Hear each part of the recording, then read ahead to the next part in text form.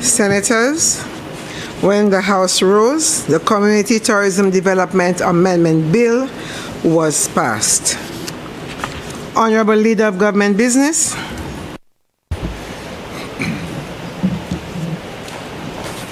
Madam President, I beg to present for first reading a bill shortly entitled Eastern Caribbean Citizen by Investment Amendment.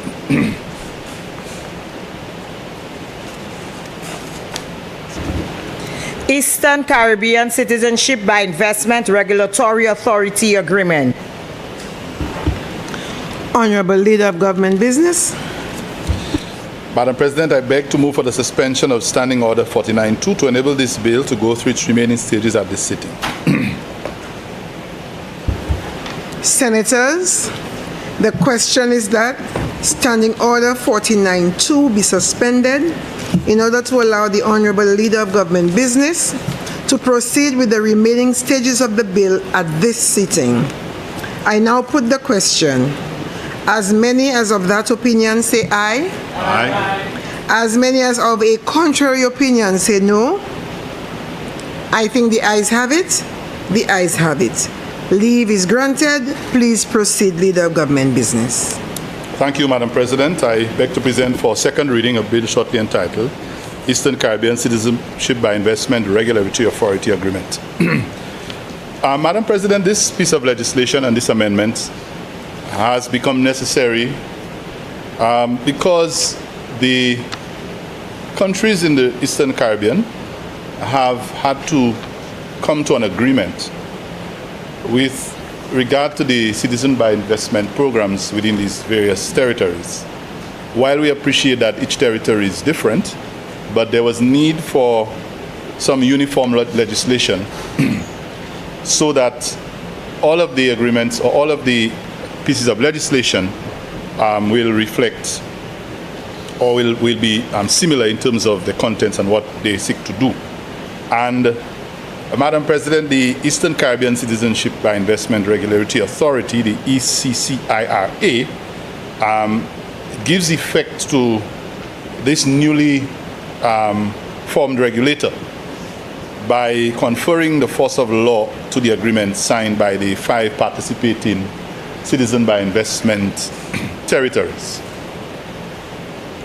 Madam President, the agreement mandates that the standardization of some of the key processes, including the guidelines for service providers, acceptable due diligence standards, fostering accountability of each of the participatory territories, in ensuring that the collective safeguards are there to protect the industry. Madam President, the regulator in this case is being formed as a result of the consultation with stakeholders in these various countries, and this would have challenged the region to join their governments in implementing these measures to limit the potential risks associated with the program, particularly asylum seekers entering into the borders of these various countries. Madam President, the ECCIRA, the regulatory citizen by investment regulator, will be governed by a board of directors, and they will appoint the chief executive officer and other technical staff who will lead the operations of that board. Madam President, as a member country of the OECS, St. Lucia has always seen itself as a partner and tries to work with and conform to what we try to do together as a group of islands. And so although we have had a very robust citizen by investment program, in fact, you will notice in some of the clauses that some of what is in the ECCIRA, which is now being put into it, was already in our CIP legislation, and some of what they are trying to put back into the legislation was already with ours. So our CIP, when compared to what is here now, would have been even more robust. But of course, for us to be able to conform, there have been quite a few challenges that we are aware of with the various islands. And the reasons for that I will be discussing hopefully a little later. It is necessary that we conform to the due diligence systems and the standards that are required by the international community. And because of that, we welcome the opportunity as a country to form to be part of that regional organization and to form the regional regulator that will help to raise the standards for which the benchmarks can be set. So, Madam President, this, as you would see, is a very thick document. It has gone through quite a lot of rigorous and robust processes in all of the territories.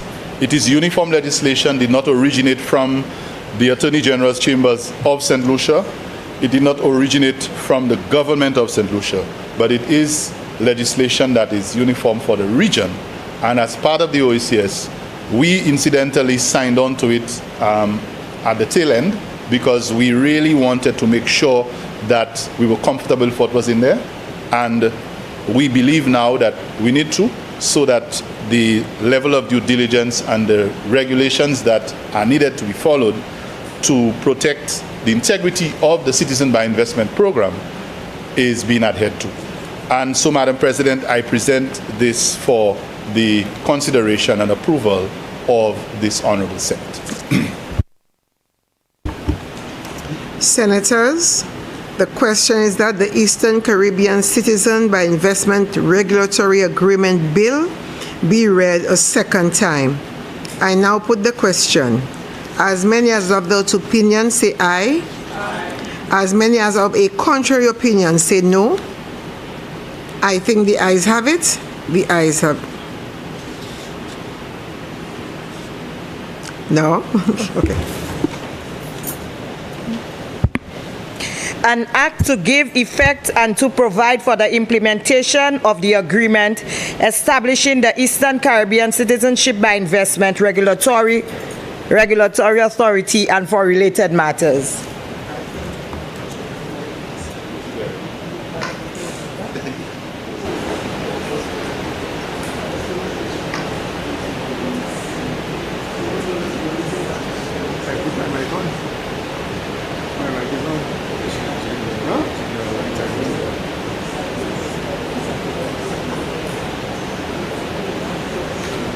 Okay. It is supposed to have been immediately after your presentation. Your light had to come on, Senator Descartes. Okay. So without any light coming on, I proceeded to read the question. Okay. So I will yield and allow you. Thank you very much. Senator Charles as well? Okay. So we will retract. In the records, it will be retracted, and so we'll start over immediately after Senator. Yes. Of course. Yes. Thank you very much, Madam President, and for your magnanimity. I think, as novices in the chamber, this is our inaugural salvo here, and I think we're learning very quickly. But I think this piece of legislation is very, very important, and I would love for us on the opposition to lend our voice to this piece of legislation. From the outset, I'd like to say, Madam President, that I've always had great difficulty in the concept of the seal of citizenship. From a philosophical standpoint, I believe this social contract between the state and an individual is a sacred one, and I have difficulty when we valorize it, we commodify it, and sell passports, and so I have great difficulty in terms of when any harm is done to my citizenship. And I think this piece of legislation before us is sort of giving tangible form to that concern I've always had, that we are now having a situation where we are forced to impose restrictions that we could have imposed on ourselves to safeguard the credibility of the program and the long-term implications on our passports and our citizenship and our diplomatic relationships, Madam President. I have always felt as well that the CIP programs throughout the region always had a shelf life, and that the OECD countries eventually would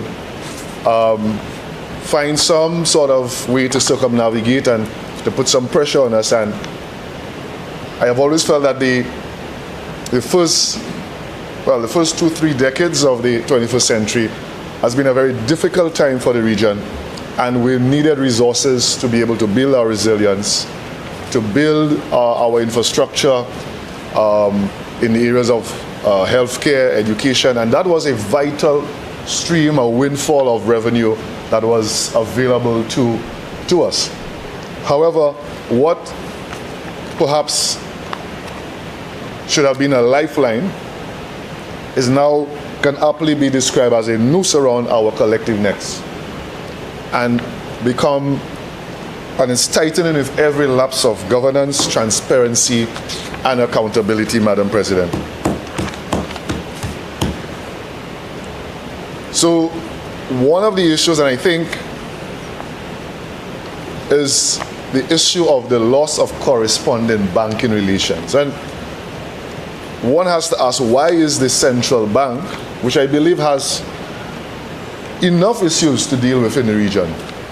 You talk about high debt. Most of the Caribbean or the OECS countries, the ECCU countries, are saddled with debt, and these debts emerge from the repeated natural hazards and natural disasters that these countries would have had to encounter, a loss of preferential treatment and terms of trade, lack of productivity. All of these issues are some of the things that the central bank would have to be dealing with, which have structural implications for the viability of these economies. But now they are caught up having to become a regulator for the CIP program. And so one has to ask why. And I think the record is clear.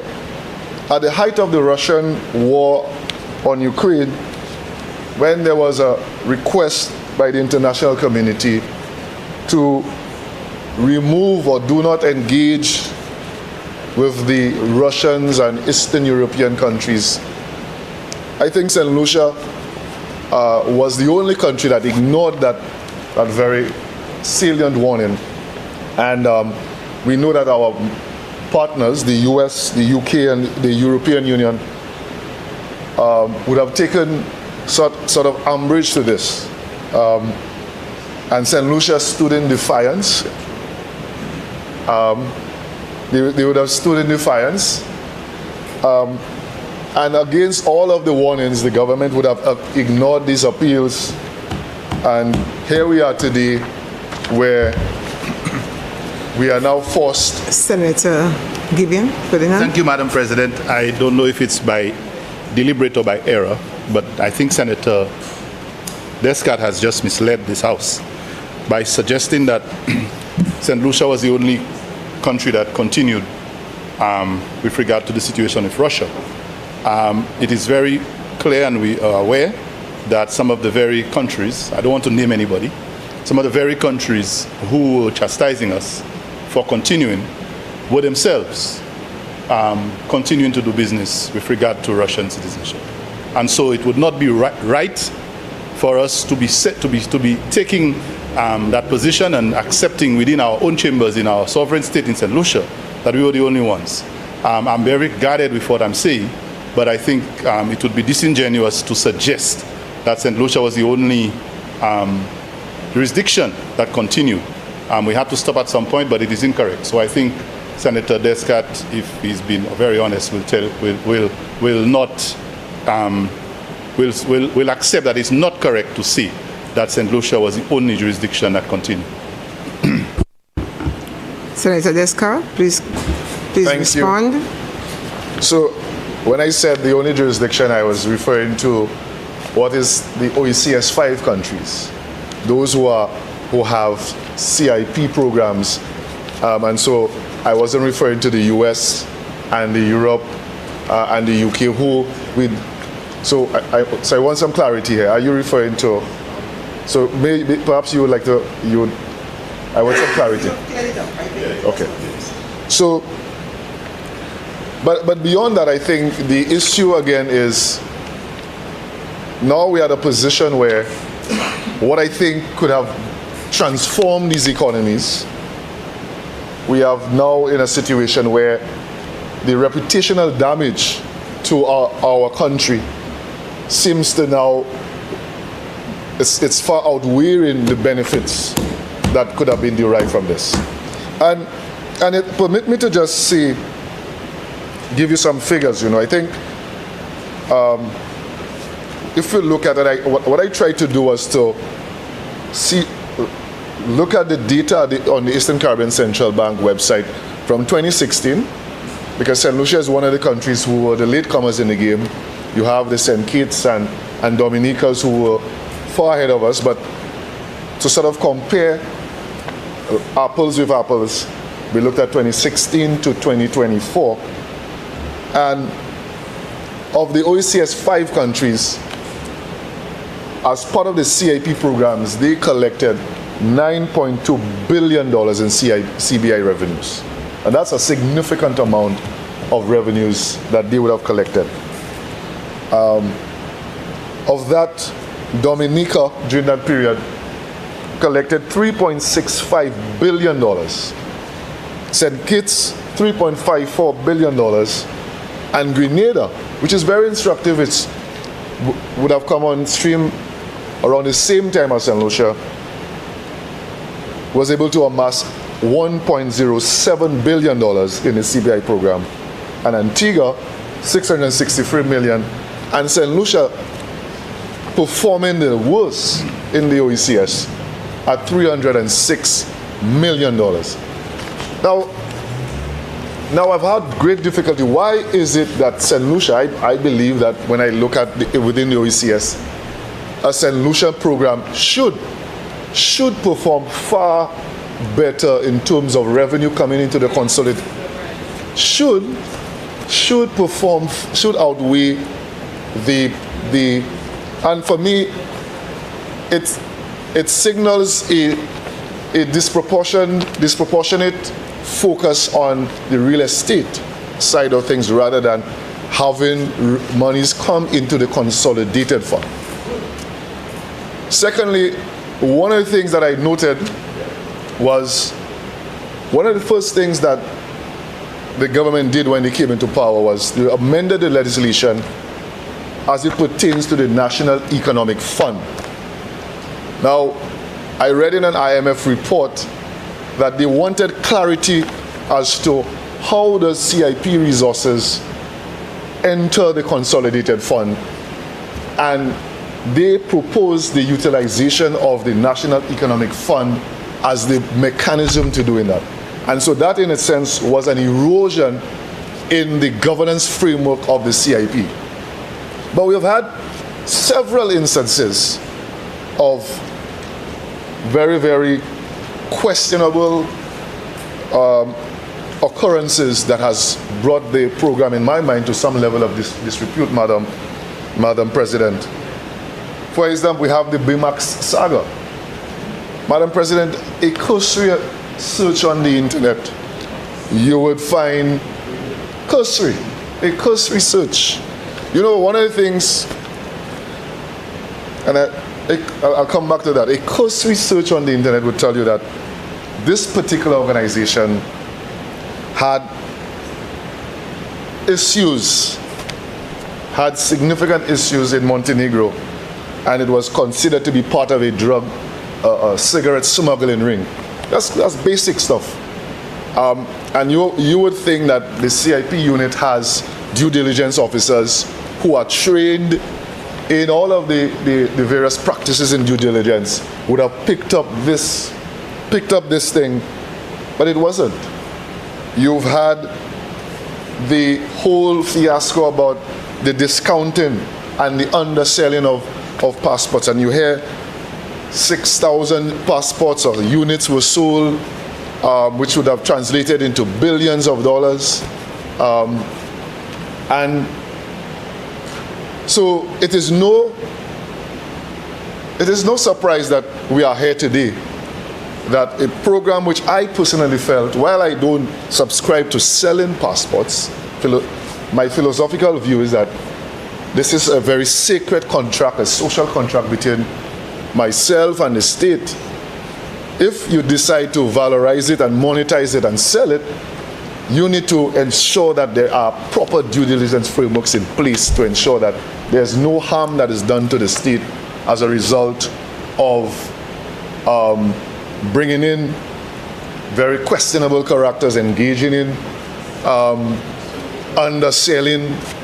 And so, for me, this, Madam President, is really a sad, sad situation where we could have had, for example, in St. Kitts was able to bring down its debt to GDP significantly, almost half it, with CIP resources. And the IMF has repeatedly said that there are 3 areas you should focus on your CIP, which is debt reduction, building your fiscal buffers for climate resilience, and increasing capital expenditure, raising the capex as a percent of GDP to build resilience and for your green energy transition and so forth. So, Madam President, this bill here really, for me, indicates that, and I have questions as to whether we can ever salvage the CIP program. And the damage, and there have been attempts to lay blame at the feet of the opposition as the architects of destroying the program, and that's not the case. The government needs to take the full responsibility for where we are now with regards to our CIP program. It's engaging with the BMACs and all of these various individuals, Galaxy and all of these other entities. I mean, I remember going on the website and the way this particular entity was marketing St. Lucia, was marketing this country, Madam President, I was appalled. It said that it describes St. Lucia as an ideal tax avoidance jurisdiction. That's the exact words I said, but how could, and mind you, the minister who's responsible for CIP is also the minister responsible for tourism and marketing our country. And so I found it rather surprising that there was no checks on these to ensure that however they marketed this program, it didn't do harm to our country. So I think that this legislation is forced upon us. It is a piece of legislation that we could have put in the checks and balances and strengthened the program. I am of the view that the program has gotten to a point where it's almost beyond repair, and it's a very, very sad day in St. Lucia. And the government has to take the responsibility for where it is today, and future generations will not have the opportunity to benefit from the resources that we could have gotten from the CIP to lower our debt, to build our modern schools, upgrade our infrastructure, and to make this country climate resilient and the green energy transition that we've been hearing about. And so, Madam President, I think this piece of legislation is just telling us what we knew all along, that our program is in shambles, and they had to enforce and impose these rules on us. And it's sad that today, that what could have been a very transformational program is now in perhaps its last stages of its life. But I really hope that we can revive this program. We can insert some accountability and integrity into the program, Madam Speaker, as we go forward. Thank you very much. Senator Charles.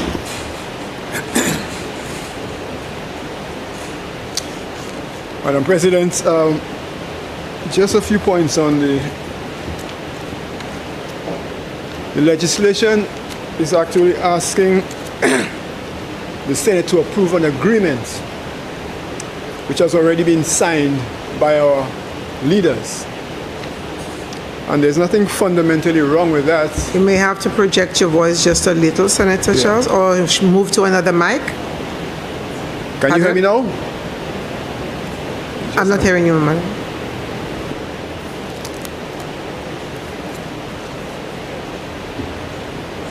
Which side you want me to go on? This side or this side? Is that any better? You all could hear me here?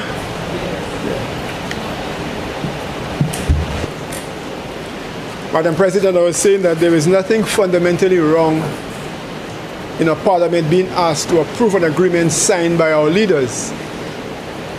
The interesting thing about this is that we normally reach a stage in our history where we have no choice but to do certain things. And I can recall just a bit of history. In the year 2000, between 1998 and 2000, when there was a lot of talk about liberalization around the world and the demonopolization of public services. And we had no choice but to pass legislation to liberalize the telecommunication sector. It has done wonders for us, notwithstanding some of the imperfections that we still face.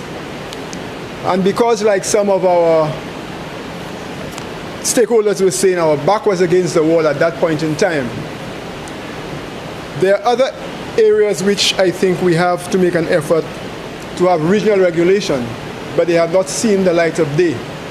One of them, sadly, is the Eastern Caribbean Energy Regulatory Authority, which has been in discussion for quite a long time, but clearly there may not be a need for it as critical as this one. That's why it hasn't seen the light of day. A third one which I want to refer to, which is related to my point about this particular one, is the OECS Competition Commission. And in the absence of the OECS Competition Commission, our countries have to go to the CARICOM Competition Commission to resolve issues of competition. And this takes a very long time. One of the points in this piece of legislation that struck me, Madam President, is in Schedule 2, it speaks to offenses. However, with a regulator which is dealing with both providers and consumers of a service, there's very little attention paid to the providers. These are the people who actually offer services for individuals seeking, as has been described by some people, to buy passports or to buy citizenship. And in any area where you have the offering of services, it's a competitive environment. And clearly, you may have anti-competitive practices, or you may have people abusing their dominance.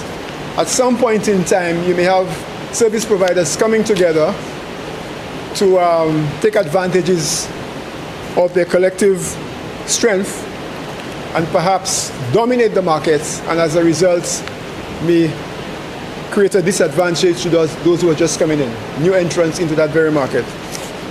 But however, in the schedule, there is very little to speak about offenses related to anti-competitive behavior or any abuse of dominance. And I think that's something that perhaps some attention should be paid to. I do support the heavy penalty, for instance, related to breach of confidentiality of data. That is so critical, and I think it's a very low figure. It says $250,000 as a maximum fine, but in other jurisdictions this can go to millions of dollars. And perhaps it's a starting point, but it's something that the framers of this particular legislation to think of in any amendments going down the road. So, Madam President, that was the only point I wanted to make on this particular piece of legislation, and certainly supports the idea of a regional regulator which has had tremendous benefits in other areas of endeavor in our region. And I will yield to my colleague. Thank you very much.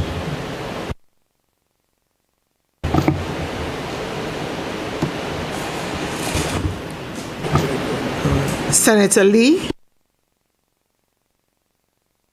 Thank you, Madam President. Madam President, let me, I guess, probably start where my colleague, independent senator, ended. And to start by saying I think I have a slightly different take, at least in relation to this particular industry, with regard to the regional nature of the regulator that's being set up. I appreciate the need for common standards. I appreciate the need for common due diligence requirements. However, I do have some concerns with regard to, in my mind, the abdication of certain responsibilities as relates to our sovereign rights to this somewhat supranational body. And maybe that's the way of the world. More and more you get international organizations assuming functions and activities that otherwise were seen as part of the sovereign power and authority of the state. But I note in this case, in addition to setting standards, the regulator is also responsible for licensing people, for keeping registration of licensing, for striking people off, for things that you would assume would have been done internally. And whereas I understand that there are limitations of resources and obviously there's benefits sometimes in acting collaboratively, again, given the peculiar nature of what I believe this industry is, where you are dealing with your sovereign right to determine who is and who can and can't become a citizen of your country, philosophically giving that authority ultimately, because that's what this piece of legislation achieves, to a supranational body causes me to pause a little bit. But maybe the horse has long left the barn, and so therefore, we are at a stage now where we have to do what we can to ensure that this industry, which has proven itself to be essential to the economies of the 5 OECS countries that are participating in it, can be sustained and continue. And this is on, I note, with no offense to the opposition senators who are here, my good friend Dominic Frady would have supported me, I think, on this position, where we note that in almost every occasion where the CARICOM countries, the OECS countries in particular, have sought to carve out any little niche economically for themselves, whereby they can begin to self-determine their economic future, the OECD, the US, external powers come down like a ton of bricks on us, leveling all sorts of accusations against us. Meanwhile, overseas dependent territories are allowed to carry on like nothing is happening. So we've had this happen previously with our offshore industry, and now it's happening with CIP. I'm not saying that they're not weaknesses, I'm not saying that they're not matters that need to be and ought to be addressed, but I believe these are things that we should be allowed organically to develop by ourselves, on our own, and not be forced into making decisions and taking actions that are being dictated, not necessarily in our best interest, but in the so-called best interest of these overseas, I want to use the word partners, but overseas authorities that are just looking to their own best interest ahead of ours. So with that sort of context setting, I do have some concerns with regard to the document itself. And I start off with noting that it creates a somewhat concerning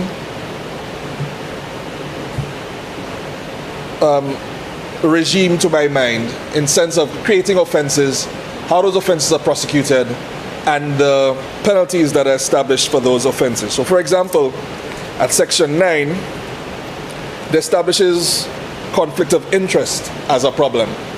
We accept that conflict of interest, which is something that oftentimes Caribbean authorities don't know or pretend not to know much about, is something of concern and something that we need to police properly and avoid. But I'm concerned that at 9 sub 2, it says that a licensee or other authorized, registered or regulated person who fails to comply with subsection 1 Article 65.2 commits an offense and is liable to a civil penalty not exceeding 100,000 US dollars and to sanction by the authority as specified in Article 65.2. Now, if you're creating an offense, how is the authority, which I believe has no judicial function, the one who is entrusted with establishing the sanction and imposing well, it doesn't say fine, but it says a civil penalty. But again, imposing a civil penalty. I believe that we are walking dangerously close to a breach of separation of powers, where we are in effect giving an administrative body judicial functions. And maybe it's an issue of the language that was used, but that is the concern that Section 9.2 raises for me. And I think there are other elements where similarly you have issues of fines and civil penalties and the ability, which again, I was trying to compare it with, for example, the Customs Management Act, where you do have an opportunity to opt for administrative processing. But I've never seen it expressed so starkly, where you either have an option of going the criminal route, or you can pay a civil penalty and avoid and discharge your criminal liability. That for me is, again, putting it in such stark terms, is an unusual arrangement and causes me to pause a little bit. Is it that we are saying that persons, and in fact, the question I have is as well is, and it may be in here, but I may have missed it, where do these fines go? Is this creating an incentive for the authority to say, well, we will levy criminal charges against you unless you come to us and pay us something and we move on? That in and of itself, I'm not going to go much further in the statement, but I think just saying it out loud raises the concern right there.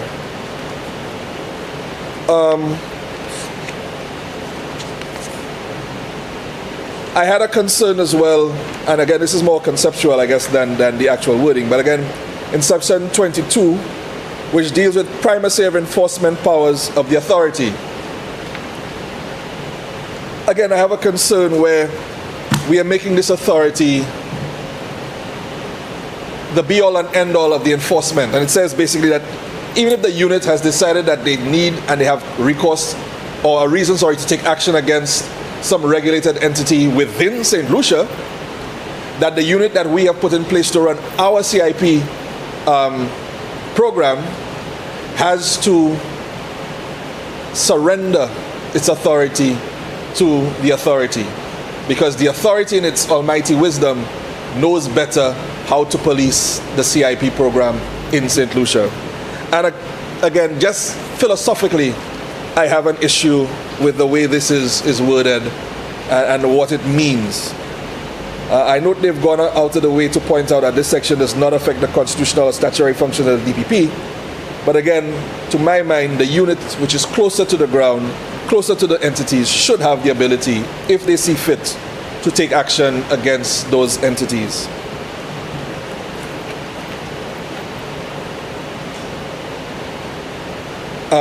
Article 36, which again is more of an administrative issue that I have, which leads to pre-qualification, mandatory pre-qualification. So basically everybody who is currently licensed by the CIP unit in St. Lucia to conduct whatever function has to be re-vetted and reapproved by the authority. There may be very good reasons for doing this, but again, the way the optics it creates for me, in that we have decided that whatever works we have done before are inadequate, and so therefore we must create this body who ironically is relying on, as far as I'm aware, and I should have started with a slight disclosure, I have been in the past involved with the CIP board. I have an idea of the vetting arrangements that we had in place when we first started, and the fact that JRCC has always been part, for example, of our vetting process in St. Lucia. So I'm not sure what further benefit we are going to get by I'm assuming that the unit continues to review the applications that are forwarded. I'm not sure what additional benefit we are going to get from this single entity. Like I said, I have no problem with them setting baselines in terms of due diligence, baselines in terms of quality of the product that is being offered on the market, but I still believe that we ought to take control of our program and manage it ourselves. Now, I note that a lot of the changes, the things that are being implemented in this piece of legislation are aimed directly at assuaging the concerns of the EU in particular, and I assume the US by extension. And so we have additional things now, for example, where there are going to be quotas on the number of applications that can be approved by each unit. But again, curiously, why should that be a responsibility of the authority? What gives the authority the right, the power, the ability to determine for each sovereign OECS country what number of applicants best suits their needs? And if I disagree with the authority, as a minister for CIP, for example, how do I then decide that, for example, if the authority says you can only approve 200 applications, and I decide in the best interest of my country 500 applications is appropriate, how then do I deal with that conflict?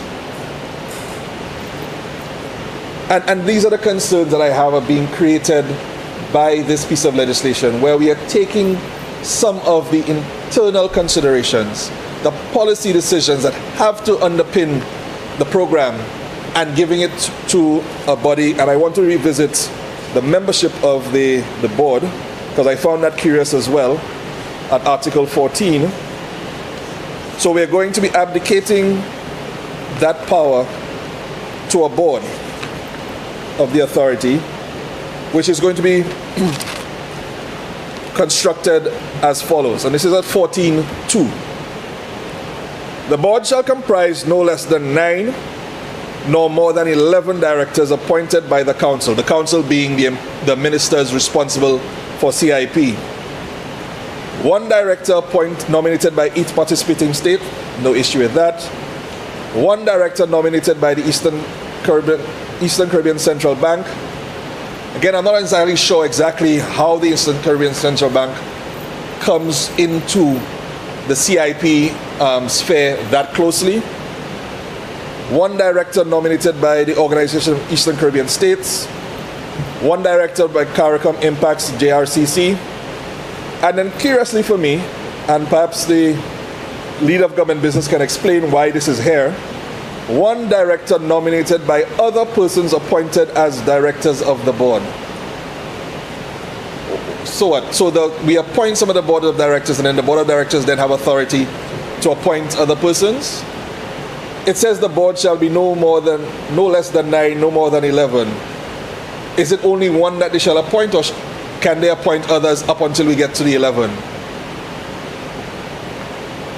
And then it goes on to explain the terms, and well, the director shall be appointed based on such terms and conditions as specified in the instruments of appointment. I'm not sure why that, for example, is not specified and certain.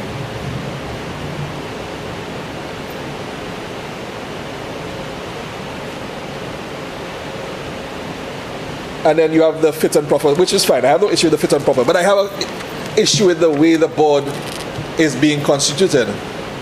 And the fact that for some reason we have decided to allow 1 ECCB on there, but also to allow the board members who will be appointed to appoint other board members. I don't understand the rationale or the reasoning behind that.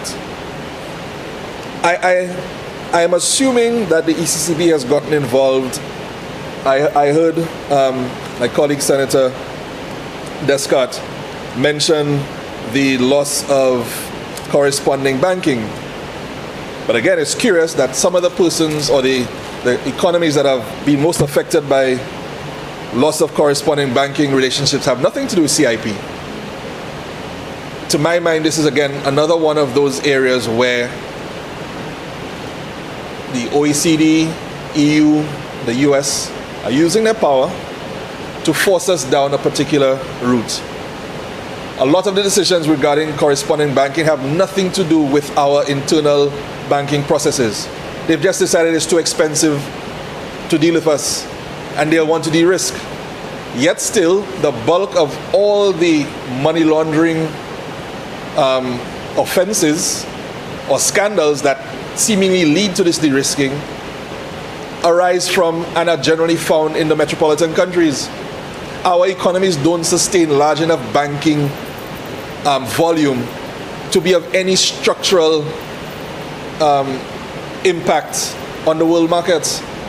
But yet still, we are the ones who get struck by de-risking, who get struck by loss of corresponding banking, because it's just cheaper and easier for the developed world to ignore us or to use it as a stick to get us to act in certain ways. So,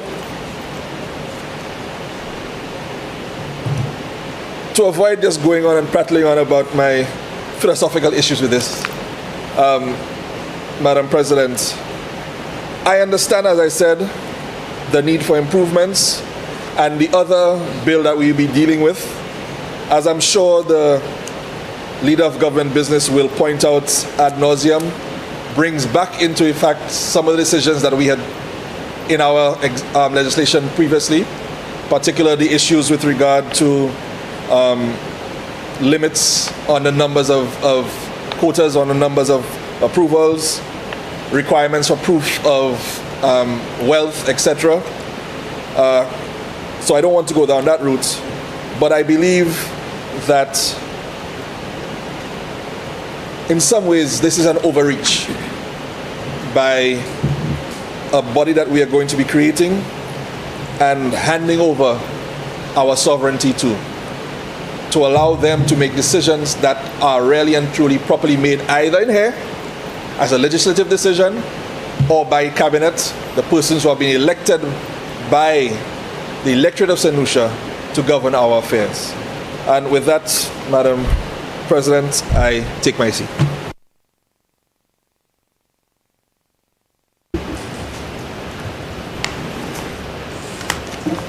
Senator Jean. Thank you, Madam President.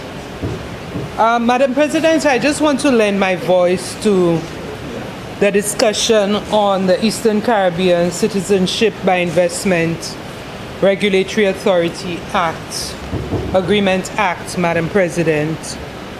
And the first thing, Madam President, that I want to address is the issue of this notion that we are selling passports. I am not sure that I share the same sentiments that we are selling passports. What I see out of the CIP is that there are investors or there are investments in our country, St. Lucia, for which one qualifies for citizenship based on the requirements that are set by that CIP program. In several jurisdictions, I think in all jurisdictions, one can apply for citizenship and people become citizens through naturalization in several countries. However, in this case, that citizenship is extended to persons who have some sort of intend to make some sort of investment into that particular country.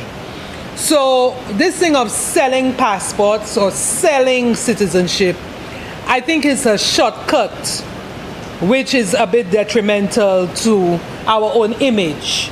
And therefore, I don't see it as this kind of selling commercial kind of arrangement. The other matter, Madam President, that I would like to address is why do we regulate? Why is regulation necessary? Why is there the need to have regulatory oversight? And usually regulatory oversight is required when something that started off with good intentions are manipulated and are going in the wrong direction. So, for example, you have laws, you have traffic laws. Sometimes even before a law is enacted, people are allowed to do certain things, and then the law is enacted in order to put us back on the right track. I see the importance of regulatory bodies as one, to ensure equity and fairness, to protect the public and the environment. In this particular case, one of the reasons for this regulatory oversight could be to prevent fraud, corruption, and mismanagement, to also promote public confidence in the system, and overarchingly to establish clear rules and standards, as well as to reduce risks. So, Madam President, I share the view of the independent senator that to some extent this overarching Eastern Caribbean Authority kind of reduces or constrains our sovereignty as it relates to the CIP program, because it reduces the latitude that we would have had for us to manage the system ourselves. But then, why was that necessary? Why is this regional regulatory body necessary? When the CIP was created, there were certain rules, certain standards for that program, some of which related to the threshold for the donation, which was set at $200,000. My understanding of that threshold was to limit the number of persons who qualified, so to ensure that these people were legitimately, had the wealth, had the net worth for them to invest, to ensure that they were bona fide investors. Because you see, people could come, fly-by-night people could come, and then come with some nefarious intents that could damage the system. But by lowering it to half of the original threshold, you have other people that perhaps you may not want. You also saw the removal of the net worth requirements, as well as the removal of the annual cap on applications. So all of this kind of watered down the system. It watered down our CIP system, Madam President. And these things were done by the former administration. I know my senator on the opposite side, Senator Norbert, keep talking about the government is the same.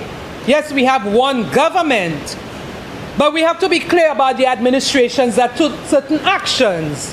And the administration during the year 2016 to 2021 tampered with this CIP. We're asking why we're here. The reason we are here is because of the tampering of the system.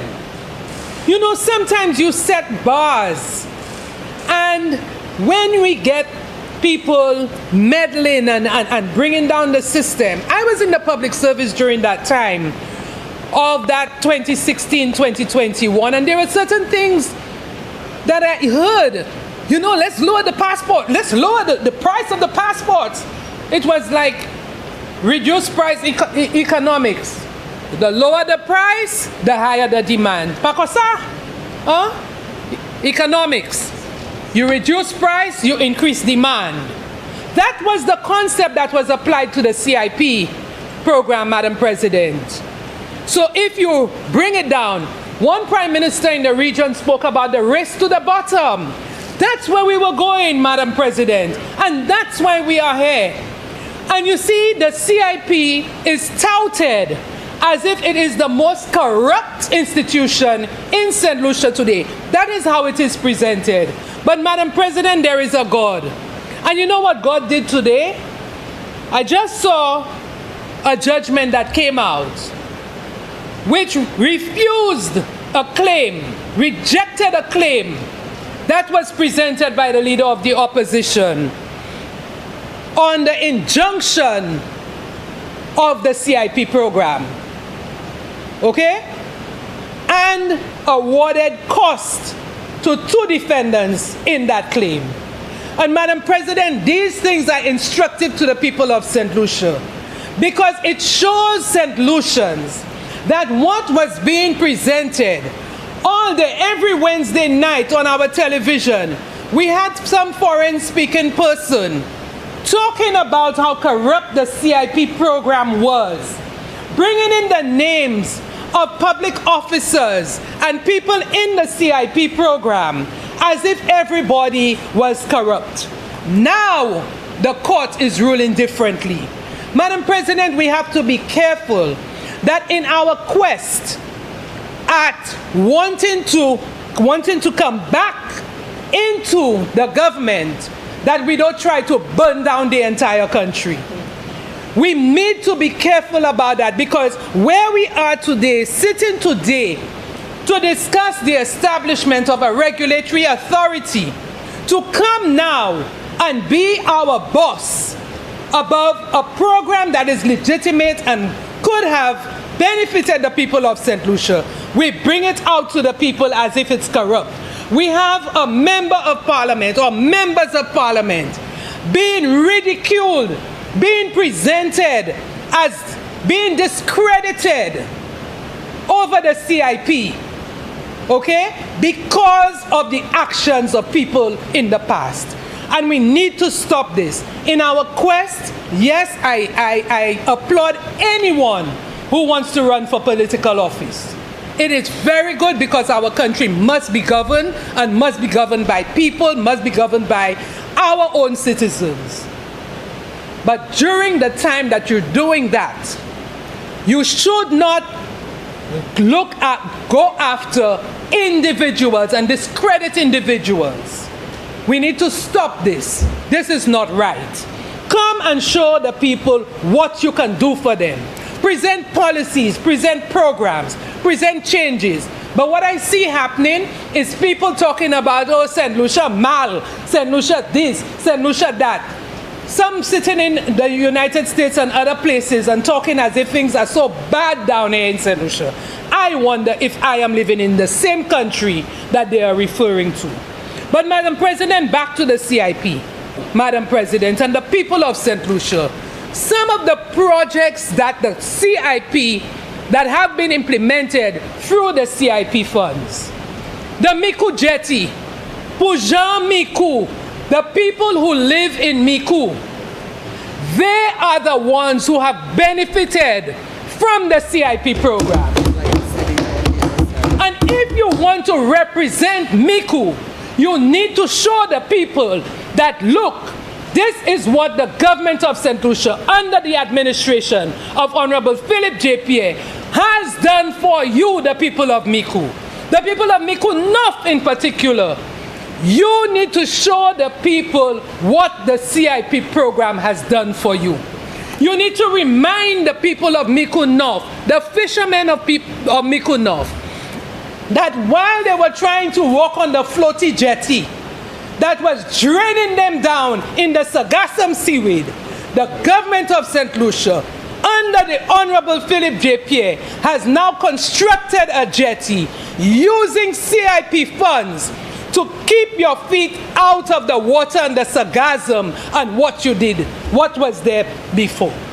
That is what CIP is. So while you try to burn down CIP, you are actually shooting yourself in the foot, Madam President, because you are saying to the people that you wish to represent that they should not have a jetty, that they should be walking in the sargassum seaweed.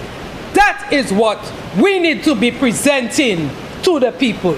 So when we come in and we want to represent people, I always say, for one to be a politician, you can wake up one morning and say, I go in and run. You should have had a life of service to the people over the years.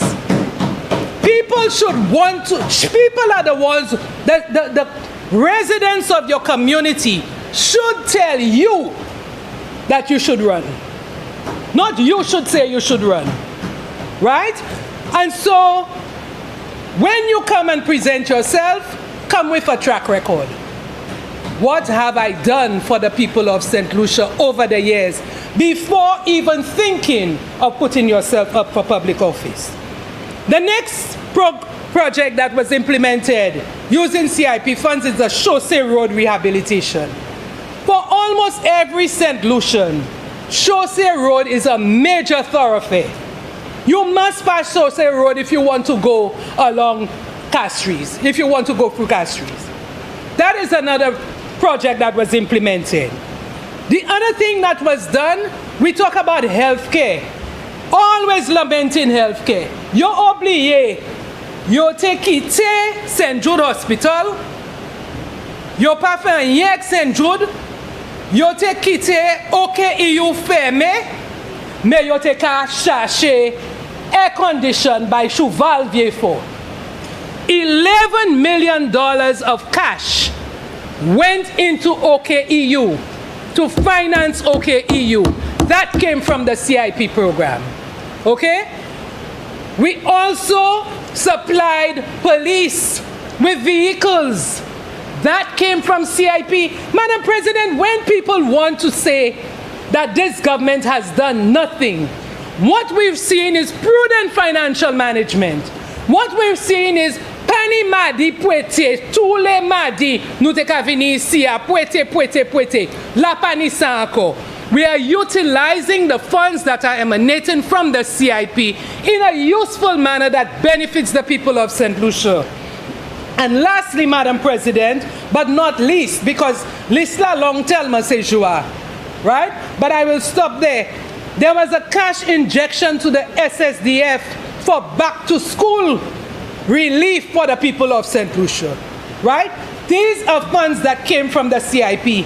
Si l'autre administration a été ici, ou quoi pièce on te cayen l'argent contre CIP? Huh? You think we would? I watch my friend on the other side, Mr. Tommy Descat, Senator Tommy Descat. I think for the morning that I've seen Mr. Descat, there was much more enthusiasm in his presentation than when he presented CIP.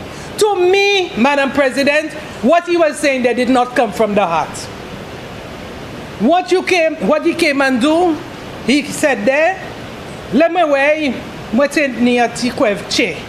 Pisma near he present koi, come see the way, we just need to parler about CIP, so na parler. But it did not come with conviction, Madam President. Because, Madam President, where we are today was caused by the last administration. We have to say it. We have to say it. It was not caused, and the thing about it too, that I admire this administration for, is we left it. It was left. So you try quasi, no henni kosa, we try working with it. We try working with it. But unfortunately, through the pressures of the international community, we have to come and try to address it. And one way to address it, because there were issues by other jurisdictions, we have now had no other choice but to come and group it under an umbrella of a regulatory authority. But Madam President, there are lessons to be learned from what has happened in the past. Do not try and come and meddle and mess up with things. We cannot give carpenters to go and do surgery. We have to have the right skills. Let people do the work that they are skilled to do. You know, sometimes with good intentions, we can make bad decisions. And that is a result of what we've seen there, Madam President. So, Madam President, my thing is, going back to the citizenship, President Trump of the United States has presented this gold card to attract wealthy investors to come in, and he provides them not with citizenship initially, but with residency, so they get a green card if they qualify for this gold card. Okay? So it's not novel. What we were doing is not novel. But like Senator Lee says, nous se wavet Liverpool. Sometimes, because we are little sardines, the sharks take advantage of us. I am very cognizant of some of our banking regulations. Any little piece of money we put in the bank, we must have a source of funds declaration. We go to open a bank account, it takes how many weeks before they can open it? When any one of us can walk into a bank in America and get an account open the very same day. You can walk out with a debit card on the very same day that you open a bank account in America. But here in St. Lucia, we are subject to the regulations of the international community, and so we have to abide by their rules and their regulations. But in that, Madam President, we must be careful not to tamper with good working systems that now cause our demise at this time. So, Madam President, I want us, I want the opposition to take responsibility for what they did to the CIP program, what they have touted to the community as if it is the corrupt practices of the Philip J. Pierre administration that brought it there today. No, that is another confession that they must make to the people, that I am sorry for what I did to the CIP program that has led to this authority being established. We should not have gotten here today had we kept the system functioning well enough. And so, Madam President, while I have some reservations about this legislation, I support the government in passing it so that we can have a functioning CIP that will continue to benefit the people of St. Lucia. Thank you.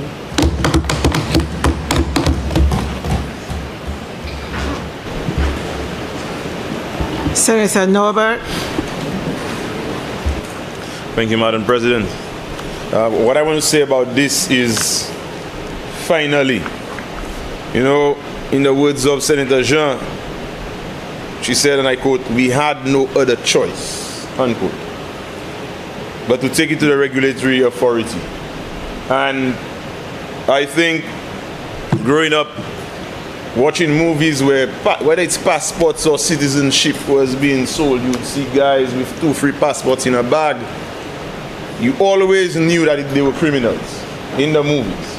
But today, as Senator said, the horse has left the pen. Citizenship by investment is accepted. It is one way in which we generate revenue, one way in which we sustain our economy. And I heard the sister Senator Jean says, "Nous se wavet Liverpool." And it is this thinking that we continue to see ourselves as cockroaches in front of chickens that make us accept selling our identity to those who can afford it. I believe that one day our people can generate enough revenue for us to consider ourselves as fellow chickens and maybe even chicken hawks. Because the claim not St. Lucia has no resources. So we have to settle for such initiatives. It's a wrong claim. St. Lucia has people, and the ideas of children can bring in billions of dollars to this country. But we do not invest at that level. You see, when we sit here and all of us are over 20, the changes that happen in the world, the revolutions that are happening now in technology, in the information society, in the knowledge-based society, these will bring revenue streams that we cannot even imagine. Alexander Wang, 23 years old. 4 years ago, he started working on an app. Today, he's a billionaire. He's 23, going on 24. And that is nothing that our children cannot achieve. So what is $1.1 billion from CIP? You see the political divide, the us versus them, the opposition and our government, and the politicizing of everything in this country is preventing us from transforming from cockroaches to chicken hawks and eagles. Why is this so late? Because the leader of government business said we had to take some time and it was thorough and ours was cumbersome. But I think this was late because our priorities were misplaced. Such an important program, such an important revenue stream right now. The reputation of St. Lucia's CIP had to be questioned. Maybe we lost revenue. Maybe certain persons who wanted to invest were afraid to invest. Maybe because the price was too low. And we kept blaming which government brought it down. To me, both governments brought it down or gave discounts. Even the assumption that the higher it is, the more we filter out the good from the bad, that's another misconception. Some of the richest people in the world are not persons of good characters. Some of the richest people in St. Lucia are not those we would consider to have gained their money, their wealth from legal means. So having a high threshold does not prevent us from attracting unwanted personalities to our shores. It's time that we, in this chamber, upper house, lower house, local government, schools, teachers, parents, we begin believing in our people as our resource, as the replacement for this, I will dare to say, petty revenue stream called CIP. We can do so much better. We needed stronger leadership in the last 4 years to ensure that we did not get to this level. I think this is a little too late, but nonetheless we have to do what we have to do, since for now nous c'est wavet Liverpool. But I long for the day when we can unite in our ideas, our passion and our drive to take St. Lucians, the youth of this country, to a place where we can depend on them for billions of dollars to come to our shores. Thank you, Madam President. Leader of Government Business. Thank you, Madam President. The CIP debate always, for some reason, provokes and brings about very interesting debate and conversation. And today is no different. We've heard from the opposition, independent and government senators, and so the conversation continues to have much interest. But Madam President, a lot of the arguments both ways have been sort of debunked and responded to. So for example, the whole argument that Senator Descat raised with regard to who lost who might lose correspondence banking, reputational damage, and I need to mention something about that. He mentioned the real estate option, BMAX, salvaging the CIP. I think Senator Jean almost adequately dealt with that. Madam President, I remember standing on a point of order when Senator Descartes was making his presentation to challenge the issue of St. Lucia being the last island or the last country to stop doing the citizenship business with Russia after the war. I knew I was right, but I gave way when he further stated that maybe it was not the last country in the world, but the last one in the OECS. I must say now, Madam President, that I have double-checked. We were actually not the last in the OECS. We stopped our citizenship business with Russia before at least 2 other countries, and I will name one. Grenada was one of those that was still doing business after us. So that is actually not correct, and I wanted to make sure that the records captured that.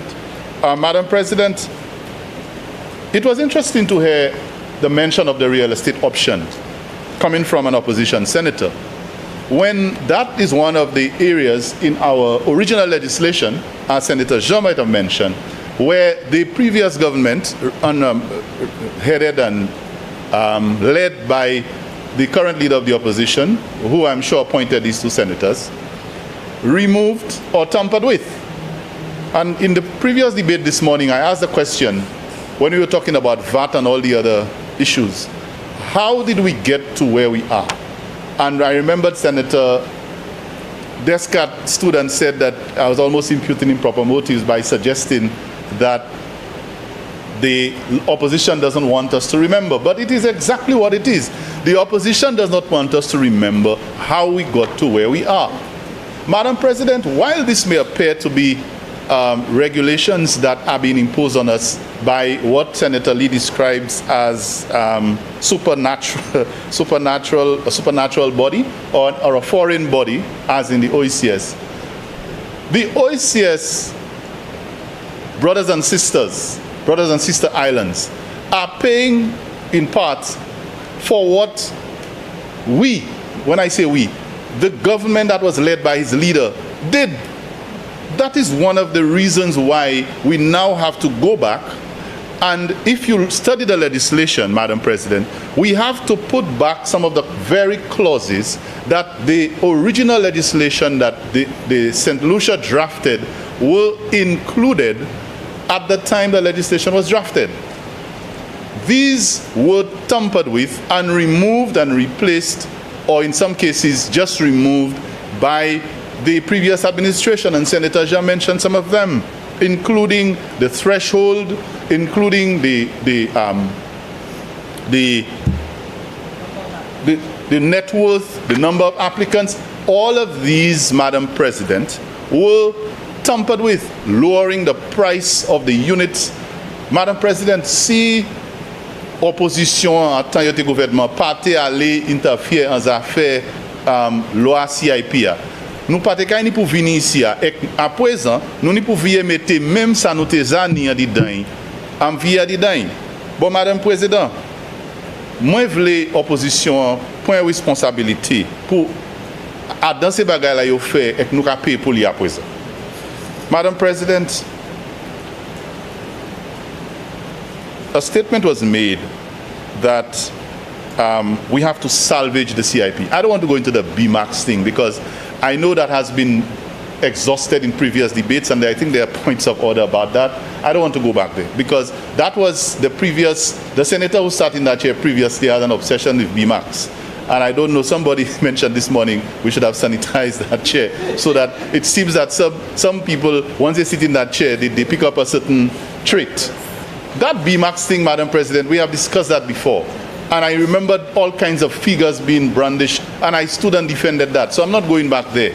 Because we know if the opposition now is raising questions about people with questionable character, that's how Senator Descartes characterized BMAX, questionable character. Madam President, I did not know that the opposition had issues with people of questionable character. I did not know that, because we are all aware of certain other people who had been jailed in 2 different continents, being partnered, so to speak, getting involved with Wednesday night shows and attacking our country, attacking our CIP, causing reputational damage to this country, along with and in close cohorts with his leader. Ikapa lady, questionable character. Madame President, les moun apre la jol a de différents grand place à la terre pour bagay qui pas douet. Ou kay di mwen moun sa la pa ni questionable character. Zaba ni pièce problème ka line epi. Mais ou kay fini talk parler about questionable character. I don't think the opposition has any moral authority to talk about questionable character, but by their actions. I don't think they do. So, Madam President, what is there to salvage? Well, they know why they have to say we have to salvage, because they did enough damage.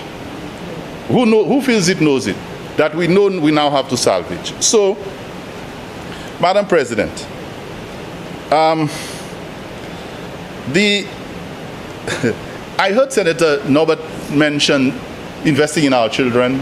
Good conversation, good point. We must invest in our children. And if we did that more, we would have probably needed CIP less. And he referred to it as petty revenue. Madam President, I'll tell you something. There's something called the real world. That's why I'm a week, et puis toutes ces les autres pays qui ont tout stress about CIP. Si vous croyez que nous ni CIP, allez regarder qui me dit CIP. C'est yo qui ni CIP. Yo ka créer gold card, yo ka créer tout bagay. C'est même bagay là hier. So this is not a panacea for the small states to survive. This is something that has been going on in this world forever. And we don't have to depend solely on it, but we must get with the program. Madam President, investing in our children is a good idea. But I want to remind the senator, because he comes from the same constituency, somebody who sat somewhere here sometime in the past and stood on a platform and said, "Ki gain ki yasa." When we were investing in the children of our country by giving them laptops and devices for their learning. So, Madam President, I hope that the investment in education... Senator Norbert. Yes, yes. Point of order. Yes, I rise on a point of order. What's your point of order, Senator? The senator is misleading the House. He made reference to someone who represented my community, my constituency, who sat on this side of the House and made the comments, Kigan Kiyasa, and he went on to say that it was about giving laptops when it was about laptops without e-books on the laptops. So, Mr. Senator Ferdinand knows better than he's saying. Thank you. Proceed, Senator, Leader of Government Business. Madam President, I always welcome a light moment in the Senate, so I will take that as a light moment. Yeah, I'll take it that way, I'll take it that way. Madam President, that phrase became very popular in this country. Ki gain ki asa. And I am sure the individual has regretted ever saying that. But I heard these days it's a different story, so let's move on. So, Madam President, a very important and interesting argument was raised with regard to the issue of our sovereignty. Both independent senators raised it. And I also think that in the previous debate, the member for South in the lower house also raised it, a constitutional lawyer. And I'm not surprised that another lawyer, in another house, our legal minds, they think alike. And I can see the merit in standing up and saying, look, we should be responsible for drafting our own legislation that suits our cause. I have no issues with that. But there are times when you have to work with others in the region, and you have to harmonize and work together with others for common good. So whereas I agree that we should determine our own sovereignty and have our own laws, but in that case, because of so much damage that was done, I think we cannot appreciate the benefit of this legislation, these amendments, building or giving greater confidence and credibility and improving the integrity of the program. Now, Madam President, there are a number of things that were said there this afternoon that I really take offense to, but I really do not want to spend too much of the little voice that I have left on some of them. For example, when the idea of what are some of the projects that the CIP was spent on, I remembered, and Senator Jean mentioned the Miku Jetty being one of them. And I remember the leader of the opposition referring to it as us going and open a toilet. Being from the Miku district, I was severely offended. And I think if you can call, and I know what it means because there was a time the people of that community, that's what they had to do. And when you transform this into a decent facility, and then somebody who wants to be represented in that district and has represented that communities in that district, making that kind of reference, it really tells you what they think, what they really think of the people in that constituency. But it wasn't uttered by Senator Norbert or anybody on this side today, so I'll leave it alone. Madam President, I also believe that the real estate option that was mentioned, and I think I want to wrap up on that one. The real estate option, Madam President, that was mentioned is a very critical component of the legislation or of the CIP program. It is that option that causes someone to be able to, in order to qualify, will have to put money into real estate projects in the country, build a hotel or any other form of real estate. And I was very alarmed when I noticed Senator Descartes made reference to it as something that is viable and is important, because that particular option is the option that the opposition attacked most vigorously when they attacked the CIP program, causing us to have to suspend it. We had to suspend it, Madam President. And you know how much it has cost Senator us? Descartes, On a point of order, what's your point of order?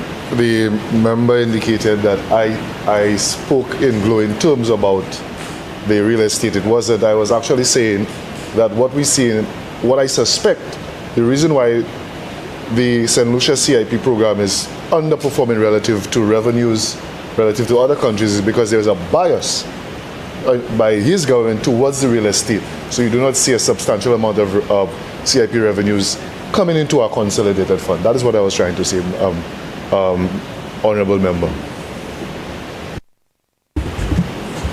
Proceed. Madam President, I see you're really gracious. You're allowing the member to elucidate on a point of order. It's his first time, but I must say that he has been elucidating on points of order. But the elucidation is welcome.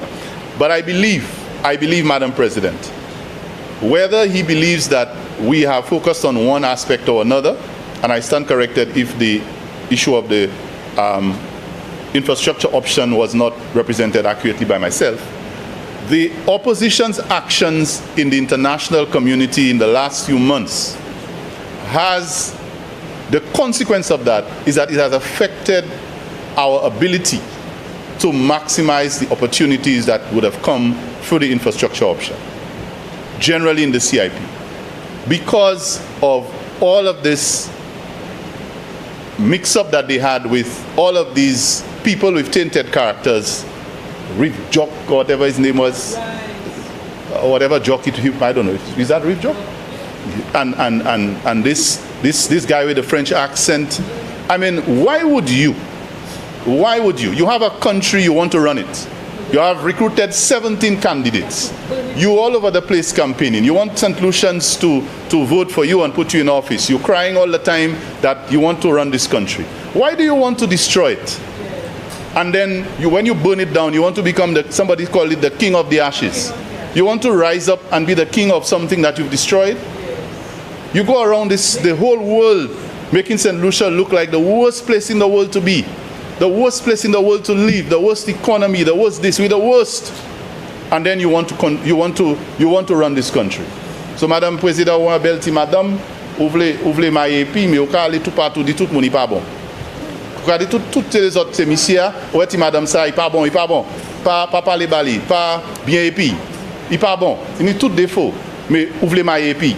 So, puis ouvrez ma épi, on va faire tout le monde quoi il pas bon. Puis ouvrez ma épi. Madam President, the logic there is that if you believe the country is so precious and you want to govern and you want to run it, why would you team up with foreign entities who have no interest in this country? No interest in what the loss of revenue for the CIP can cause us. And you hear some of the projects that we have been able to achieve, some of the things that we've been able to do with the CIP revenue. And then you want St. Lucians to believe that you care so much and you want to run this country. Madam President, I can go on with a number of other examples, but I think we understand the need for us to let that piece of legislation work for us. And I think whether one believes it was forced or whether it was by choice, that is a matter of opinion. What we know is that what it does is that it gives more credibility, it gives more confidence, and it gives more integrity to the legislation throughout the OECS and as a country for us to be able to improve the integrity and the performance of the CIP program. And so, Madam President, for that reason, I give all of my support to the amendments.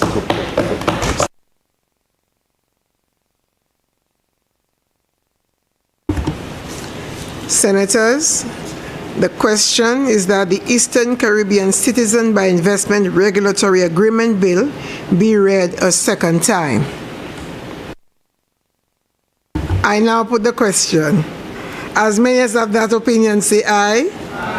As many as have a contrary opinion say no. I think the ayes have it. The ayes have it.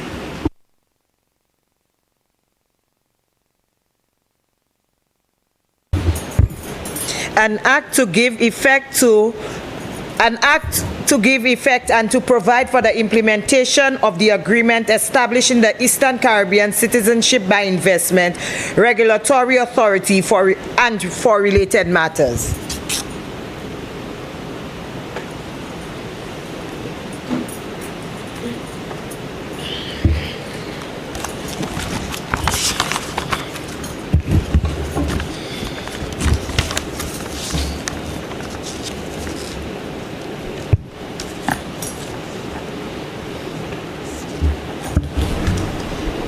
Clause 2. Interpretation.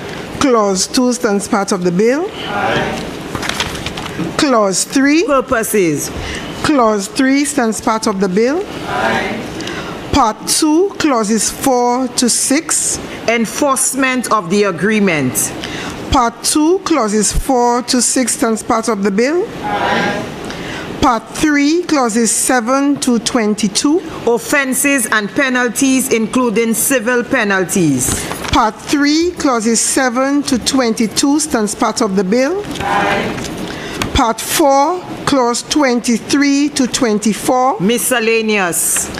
Part 4, clauses 23 to 24 stands part of the bill. Aye. Part 5, clause 25 to 31. Transitional arrangements. Part 5, clauses 25 to 31 stands part of the bill. Aye. Schedule 1. Agreement establishing the Eastern Caribbean Citizenship by Investment Regulatory Authority. Schedule 1 stands part of the bill. Aye. Schedule 2. Offenses in respect of which liability to conviction may be discharged by payment of an administrative fine.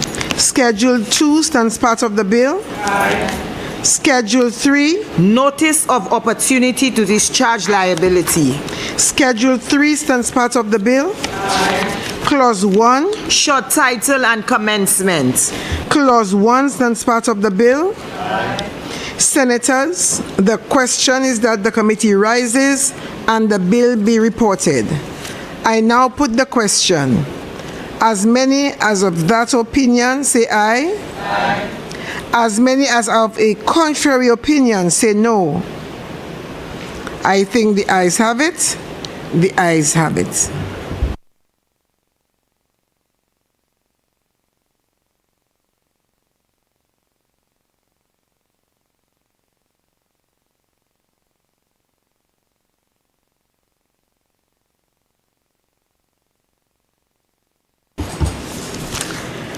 Senators, I beg to report that the Eastern Caribbean Citizen by Investment Regulatory Agreement Bill went through committee stage without amendments.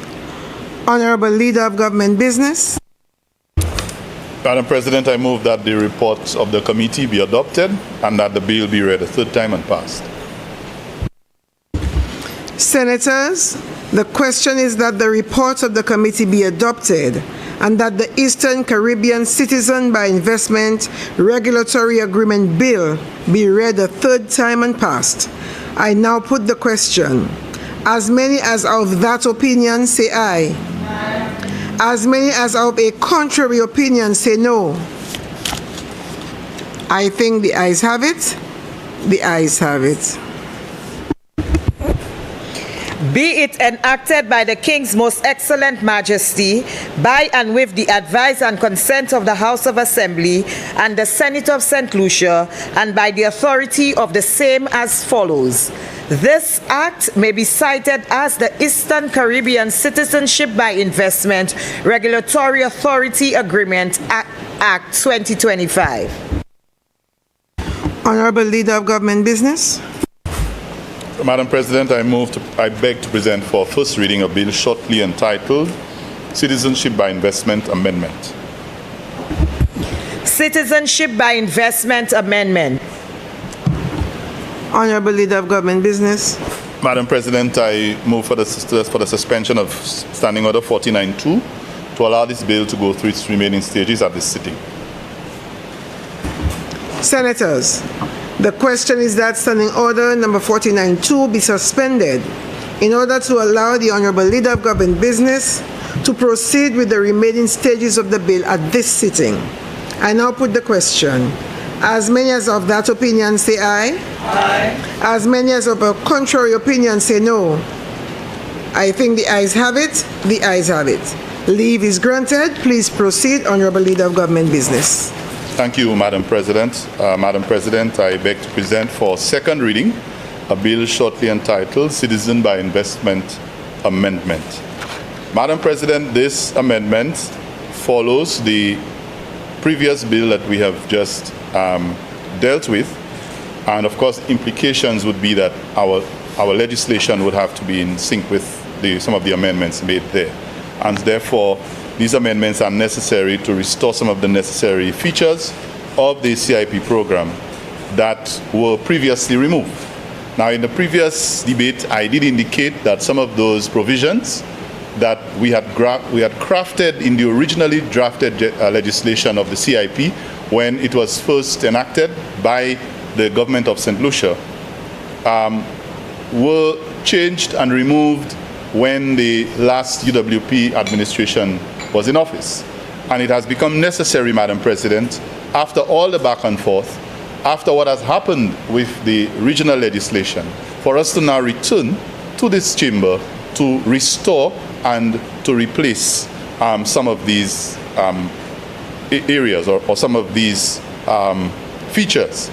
Madam President, some of them are consistent with the regulatory body of the other territories, and namely St. Kitts and Nevis, Grenada, Dominica, and so on. And some of them you will find, Madam President, if you study the legislation, you will find that some of them are even more rigorous than the previous legislation that we passed. And that is consistent with what I said earlier, because previous to that particular legislation that we passed earlier, St. Lucia's CIP legislation had been one of the most robust and rigorous thorough ones in the region. We had a higher threshold. Our due diligence was of a higher, had more requirements. It was just a lot more rigorous. But for some reason, some bright people felt that they had to remove some of the provisions, and here we are today. Madam President, just by way of example, some of these provisions, for example, would be the quota of 500 units per year. That was removed, and now we are saying we want that back. We also want to return or put back the net worth requirement. It's not a free-for-all, and we're not selling sardines. and buy one, get one free. This is serious business. And we have to target individuals with a minimum net worth. People who we believe are not just taking advantage of something because it's cheap. Madam President, by the way, that particular one is not a requirement in the OECS regulatory authority. So this one is actually one that is more rigorous than what we passed earlier. The real estate approval in that case, Madam President, will not be granted in the new legislation, in this one, by people just presenting plans and estimates of how much they're going to spend. We are saying that in the real estate option, you don't come and say you have a real estate investment that is, somebody some years ago said $3 billion, and a Bajan person said $3 billion, and the person said yes, and we didn't see that investment. So people can't just come and tell you they have a $3 billion investment and you give them any approval. You have to actually build the infrastructure. You have to actually do it, and then you qualify. So if it's a property, we have to see that the property is being built. So if you can build a hotel, then you have to show that you can build a hotel. Don't come and give me a nice drawing and tell me that hotel will be $5 billion and then you have no money in your pocket, like somebody who fooled us once, many years ago. Madam President, one of them would be the allocation, another provision, allocation of to the sovereign wealth fund, a certain percentage, which would be no less than 10% and no more than 25% of the residual income from the CIP that would be paid to that fund, or put in that fund. We'd call it the excess balances. Madam President, that is very critical. Some time ago, this government established a sovereign wealth fund, and you heard all kinds of things from the opposition. Well, sorry, it was not these two members there. All kinds of things, as if a sovereign wealth fund was something that, was an absurdity. When you look around you, Madam President, the countries that are progressive have well-established sovereign wealth funds with huge sums, because they understand the need when there are crises like COVID, like disasters, what that can do. So we established a sovereign wealth fund, and the opposition went to town and back. Well, we are saying that the proceeds, the excess from the savings on the CIP program, a percentage of it will be put towards the sovereign wealth fund so that it can serve its purpose if needed. So, Madam President, these are among some of the provisions that are going to be made in this legislation. And as I said, it doesn't only conform to the regional legislation that we have passed earlier, but it also shows that it is even more rigorous and more robust. And I have every confidence that in our CIP legislation, based on this CIP investment bill, it will be one of the more reliable and probably a good model for the rest of the countries in our region. And so I put it to the Senate for its approval. Thank you, Madam President. Senators, the question is that the Citizen by Investment Amendment Bill be read a second time. Senator Descott.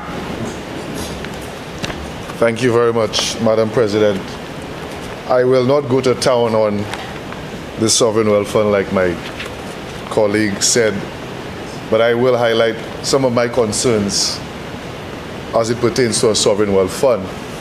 And to say from the outset that I don't think that in St. Lucia's current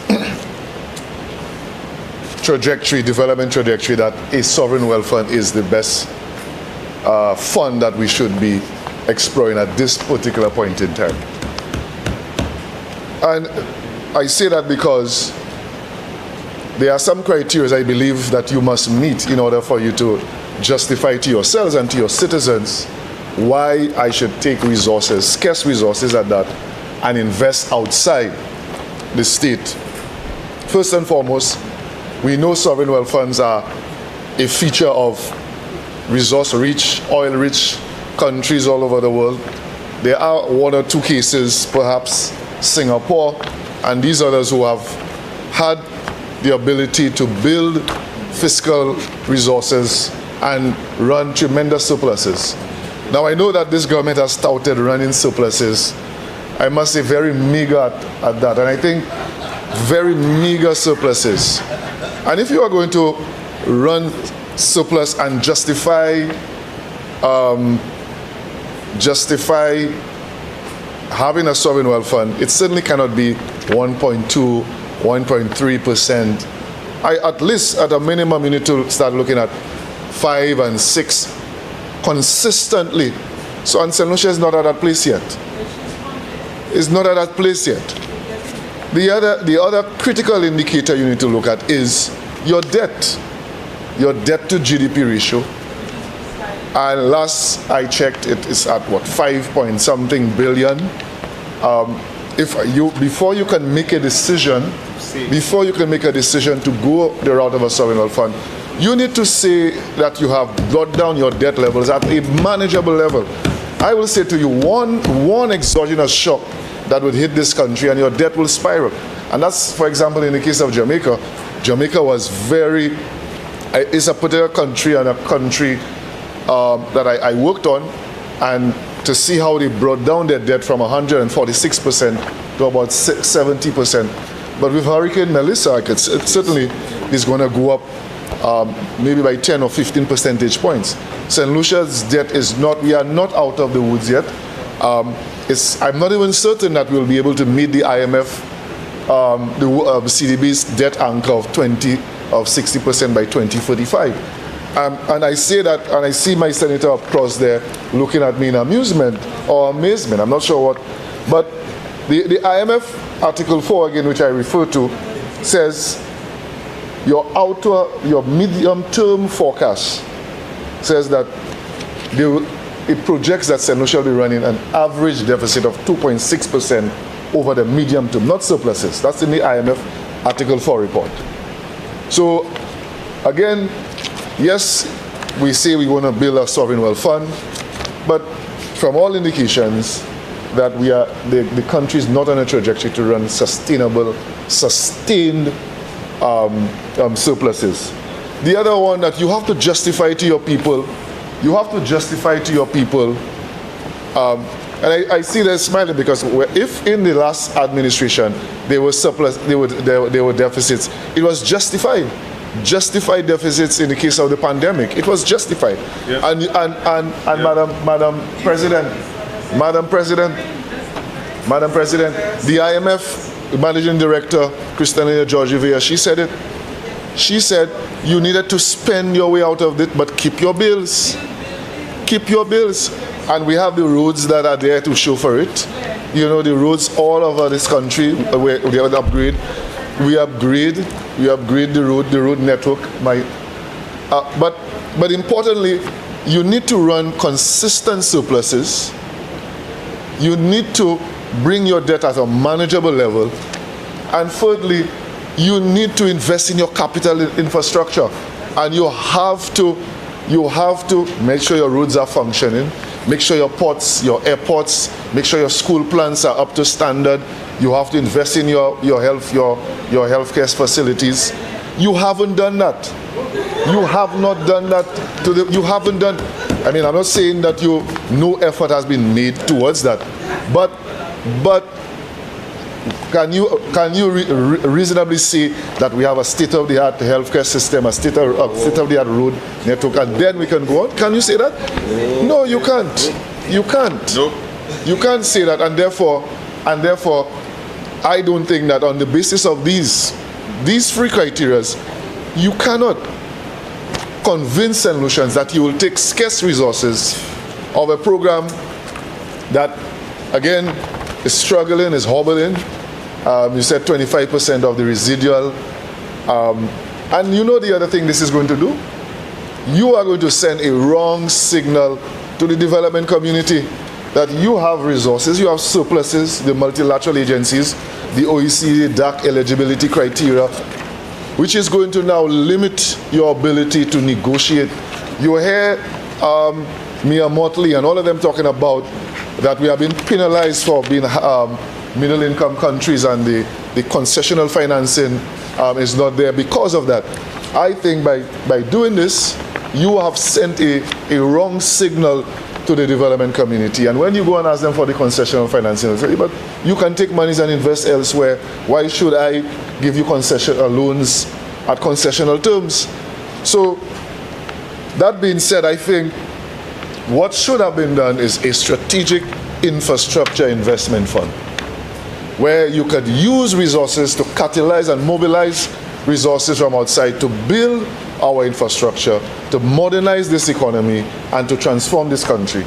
And I want to speak briefly. I mean, Bahamas has one such a Bahamas investment fund that is used to help with the GPH initiative that's happening in Bahamas. We could have done something similar. We could have done something similar and allow the average St. Lucians to also invest, create wealth generating opportunities for the average St. Lucians. So I firmly and I believe that it was a bad decision to go the route of a sovereign wealth fund. I believe what our country needs now in this current dispensation, Madam President, is to have either a strategic investment fund, or if you don't want to narrow it to just infrastructure, a strategic infrastructure fund or a strategic investment fund, but to justify to St. Lucians that you're going to use CIP resources to capitalize a sovereign wealth fund that you're going to invest outside of your country. I think this is bad policy. I will call it economic lunacy, Madam President. So thank you, and I yield. Senator Lee. Thank you, Madam President. Just a few more comments to follow on from the comments I made on the previous bill. I believe this enactment is seeking to perhaps take in front, as we say in our local parlance, and enact some of the for International Quail Heritage and International Quail Day, Poduva.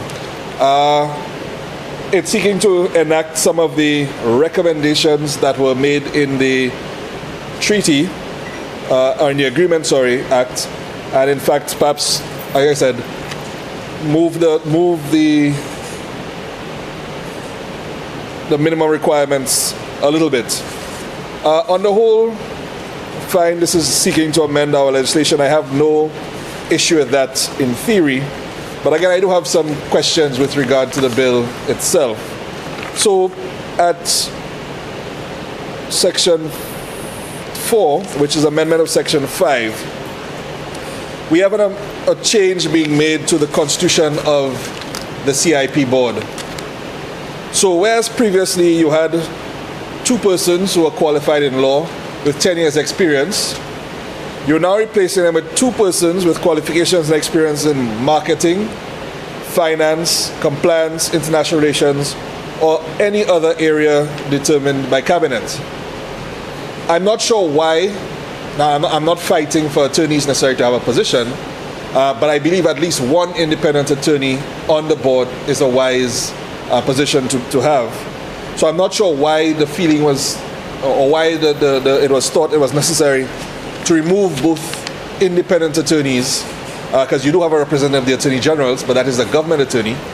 You remove both independent attorneys and not even said one of these persons can be an attorney, and then replacing them with other professions. To my mind, if you wanted, you could have added additional persons, or even if you removed one, that's fine. But I believe there's an oversight to remove both attorneys from the board. I heard the leader of government business going through, speaking to the changes to the escrow agreement, saying now that you will not be able to, you'll have to build before you can get the escrow, or get money out of the escrow, if I understood him properly. But I'm not seeing where that is spelt out in the Act. So perhaps if he can point me to the specific provisions that actually state that that is the case, I would be grateful for that elucidation. Section 8, which is the insertion of the new Section 30A, which speaks to the requirements for residency and genuine link. I'm assuming that those requirements are going to be spelled out in the regulations. Again, and I've said this before, to my mind, it's a good idea for us to have the regulations when we're debating the legislation so we can see if and how they tie together. I note, and if, Madam President, you will give me a little bit of leeway, the previous bill, well, which is now an act at, where's the section? At section 48, speaks to genuine link and residency, and I'm curious as to whether these are the standards that are going to be implemented in our legislation going forward. So I'm not referring to the previous bill. I know we can't reopen the debate on it, but I'm just curious as to whether that is going to be the standard of the residency and genuine link that is required. So for example, it requires 30 days residence in St. Lucia within the first 5 years after acquiring your citizenship for your citizenship to remain effective. I'm just curious, and I think 5 days within the first year. So I'm wondering whether this is going to be the standard we're going to apply or whether we're going to have a higher standard, a higher requirement. What is going to be the residency and genuine link requirement that we are enacting or requiring for applicants under our revised legislation? The restriction on change of name, as I noted, this is something that has been requested, I think, specifically by the EU. And so I appreciate that we are taking in front and dealing with it in advance.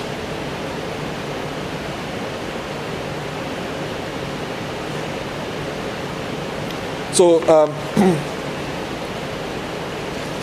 Madam President, again, I believe the changes are necessary. We have to do what we can do to strengthen our system, our program as much as possible, to continue to make it a world-leading program and to make it as attractive to investors as possible. So on the whole, I support the changes, but I do have some queries with regard to some of the actual provisions in the bill, and I'll be grateful for the assistance of the Leader of Government Business in his response. Thank you.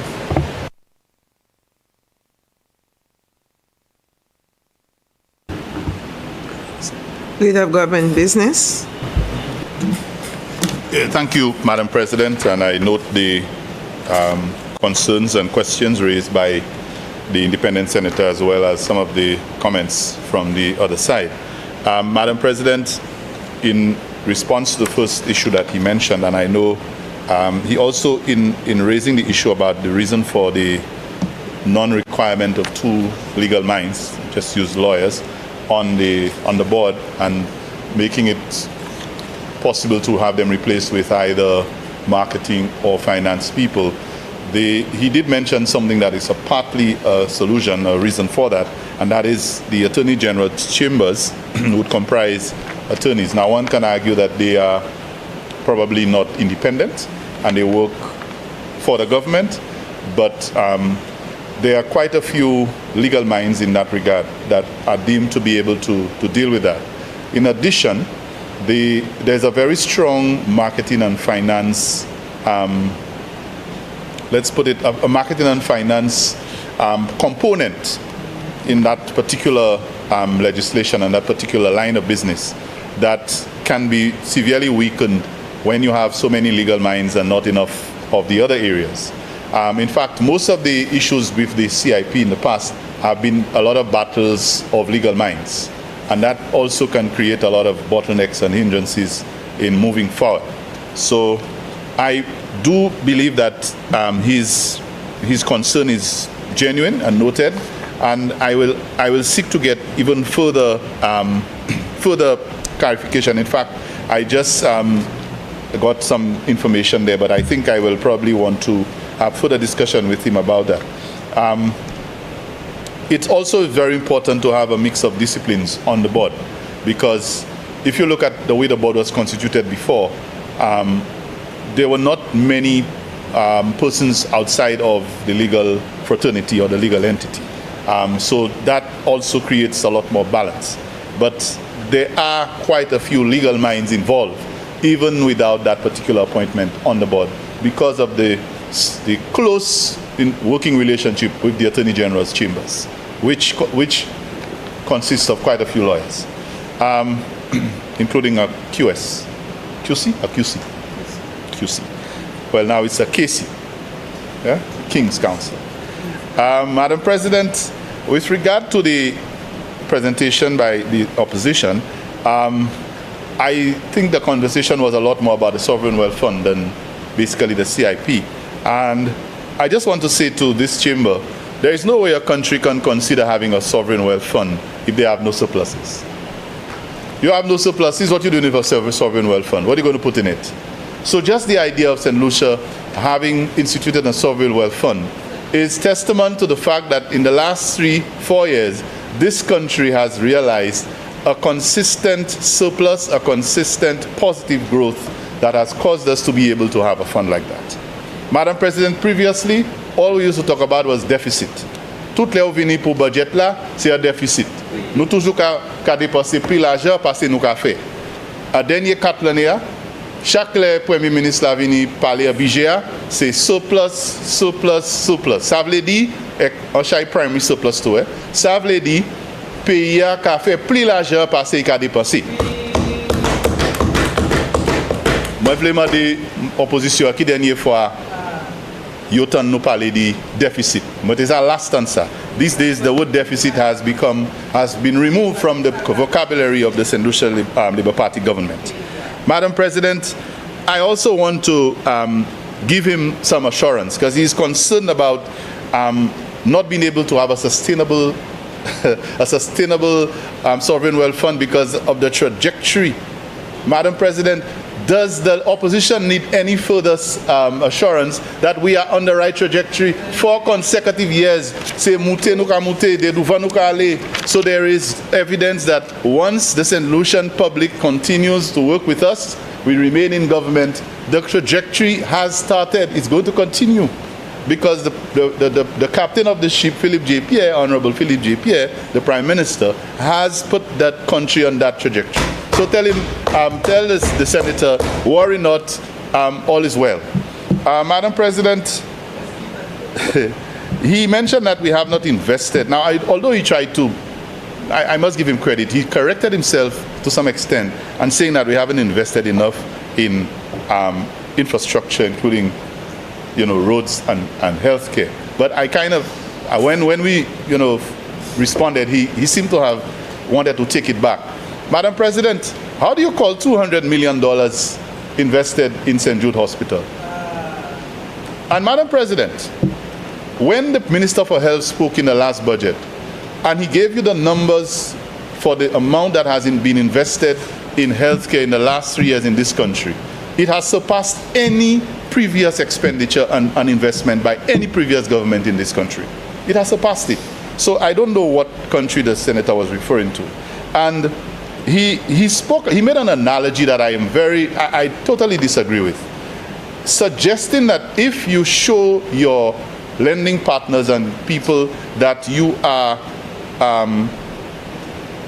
doing well, that you have surpluses, that you will not be able to negotiate concessionary finance. Mr. Madam President.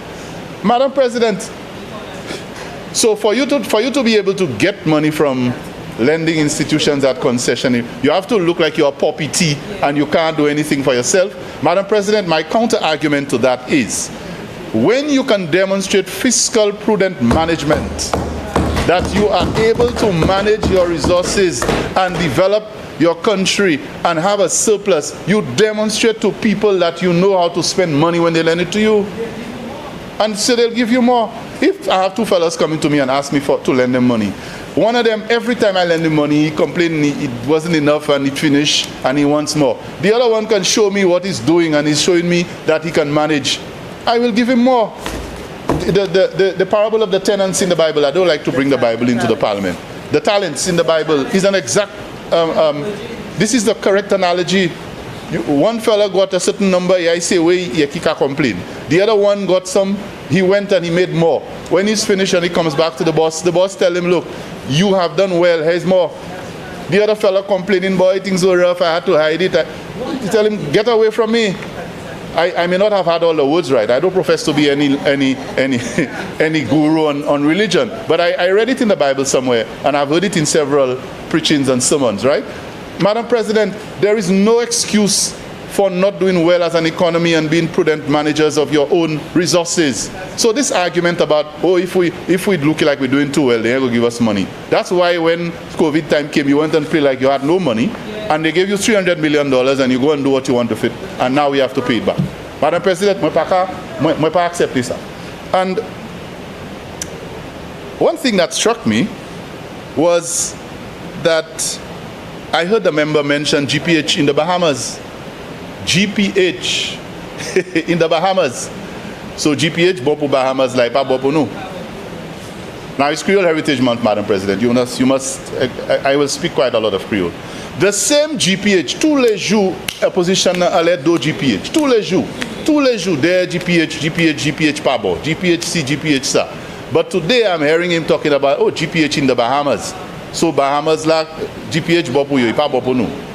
But Madam President, Senator Descartes. Madam, on a point of elucidation. Senator, okay.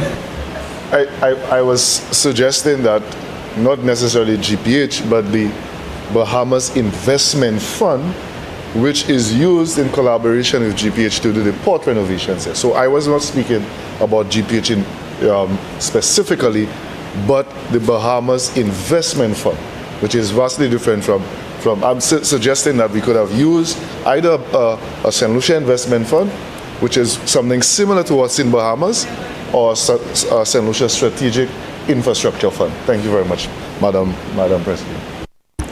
Leader of Government Business. Madam President, I absolutely love this debate. You know, the member, thank you for elucidating Honorable Descartes, Senator Descartes. You see, he has given more value to what I was saying. So it means that the Bahamas is so confident in GPH that they are partnering with them to manage their sovereign wealth fund. But, you know, the same GPH is the same GPH, you know, Global Port Holding. The Bahamas is so, he's confident in what the Bahamas is doing with GPH that he thinks we should do it. But we cannot have GPH develop our ports for people of our country. Madam President, now, see Senator Descartes ici a petit plus longtemps et qui t'es amouché moi il tenait en vieux l'habitude moi dès qu'il dit ça c'est hypocrisy, but I will not say that yet. I think he's just wetting his feet, so I'll give him a pass on that one. I'll pass that one. Madam President, if it is good for the goose, it's good for the gander. Whether it is helping them manage their sovereign wealth fund, partnering with them for whatever reason, they are good business partners, aren't they? Senator Descartes. On a point of elucidation, if the member would allow me. Again, Madam, I am speaking about a strategic investment fund in Bahamas, which the Bahamas government says that in order to embark on the port redevelopment in Bahamas, that they will not vest the entire investment into the hands of GPH. And they established a Bahamas investment fund, which has 49% stake in the development. And so what it does, it gives Bahamas a stake in the development, rather than what he suggested that GPH is managing the sovereign wealth fund for Bahamas. That is not. No, he said partnering. That's what he said managing. He did say managing. He did say managing. Madam, I've never said that. All I've said is that we can, instead of having a sovereign wealth fund, we can have a St. Lucia investment fund, which can be used as a vehicle to perhaps partner with a GPH in, and I've said that even outside of here, I have said it, that that's an option that we could have looked at, rather than giving GPH our ports for 30 years at $1 for annually. And that is what I was trying to establish. I never said that in the case of Bahamas, GPH was managing any sovereign wealth fund for them. Thank you very much, Madam President. Senator. Madam President, when you give people an inch, they take a mile. He has 2 points of elucidation and I've yielded. But he commence à pousser mon titak, Madam President. So I'll have to watch that closer. Madam President, does GPH have oil? Sorry, does the Bahamas have oil? Anyone here? Does the Bahamas have oil? Because I remembered earlier, the senator was raising the issue about which countries should invest in sovereign wealth funds. Oil-rich countries, and one exception he made was Singapore. Bahamas panel will. So if they can invest in a sovereign wealth fund, why can't we? You see, the thing about us, Madam President, it's time we stop behaving as if, say, Nuki Denye. We have to have confidence in our people and in our country. There are things that some people suggest that other countries can do, and we ought not to try to do. Why not? Why not? If the Bahamas can have a sovereign wealth fund, if they can partner with GPH and do this, Senator Descartes. why can't we? Again, Madam President, What's your on a point? point of order, the senator is suggesting that I said that Bahamas has a sovereign wealth fund. I never said that. I've never said that Bahamas has a sovereign wealth fund. What I said Bahamas has is a investment fund, a BIF Bahamas investment fund, which is vastly different from a sovereign wealth fund because they are investing it in their country and not outside of their jurisdiction. Thank you. Senator. Well, Madam President, we have to take context. They may have an investment fund, but when he was using that example in discussing and explaining the sovereign wealth fund, in a discussion about it and suggesting about another model. All I said was the name consistent in that conversation is GPH. That's all I said. But myself Sapichi. But anyway, Madam President, it is very clear that what this amendment intends to do is to strengthen the legislation as is and to put back what ought not to have been removed in the first place. And again, I think it's time the opposition owns up to some of what they did that they ought not to have done, that has caused us so much pain that we have to come back here and spend days and hours in this chamber to try to fix when we could have been doing other things with the resources of the state. So, Madam President, I hope that these amendments take effect. I do note Senator Lee's concerns, and I have taken note of them. I know that his legal mind sometimes, raises issues that are sensitive in that regard, and I like to be able to give him the assurance that I can respond adequately. And when I believe the response does not completely address his concern, I assure him that I have done it before, refer some of that to persons who are better placed to, I don't profess to know everything, but there are people who are better placed to be able to give some of the information that he seeks, and I can assure him I will do that. So, Madam President, with that said, I put this to the chamber for its approval. Thank you. Senators, the question is that the Citizen by Investment Amendment Bill be read a second time. I now put the question. As many as have that opinion say aye. Aye. As many as have a contrary opinion say no. I think the ayes have it. The ayes have it. An act to amend the Citizenship by Investment Act Cap 1.20.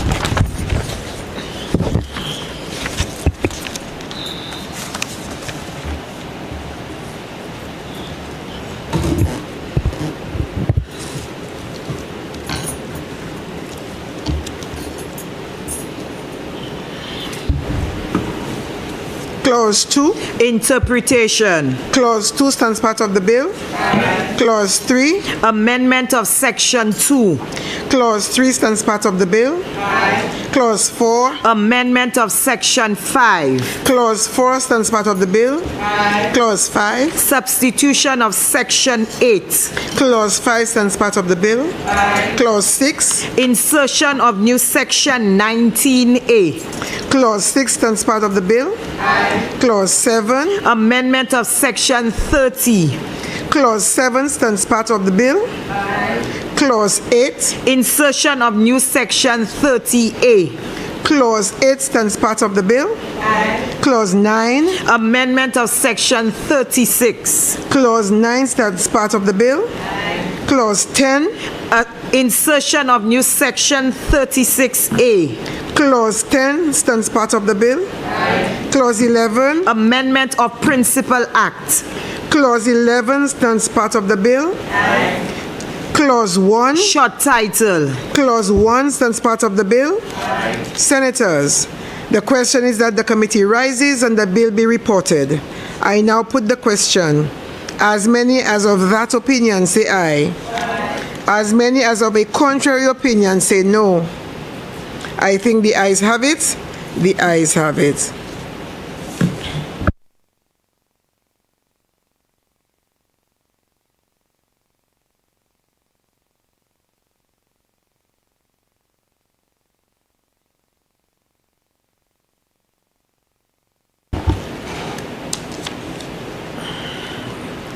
Senators, I beg to report that the Citizen by Investment Amendment Bill went through committee stage without amendments. Honorable Leader of Government Business. Madam President, I move that the report of the committee be adopted and that the bill be read a third time and passed. Senators, the question is that the report of the committee be adopted and that the Citizen by Investment Amendment Bill be read a third time and passed. I now put the question. As many as of that opinion say aye.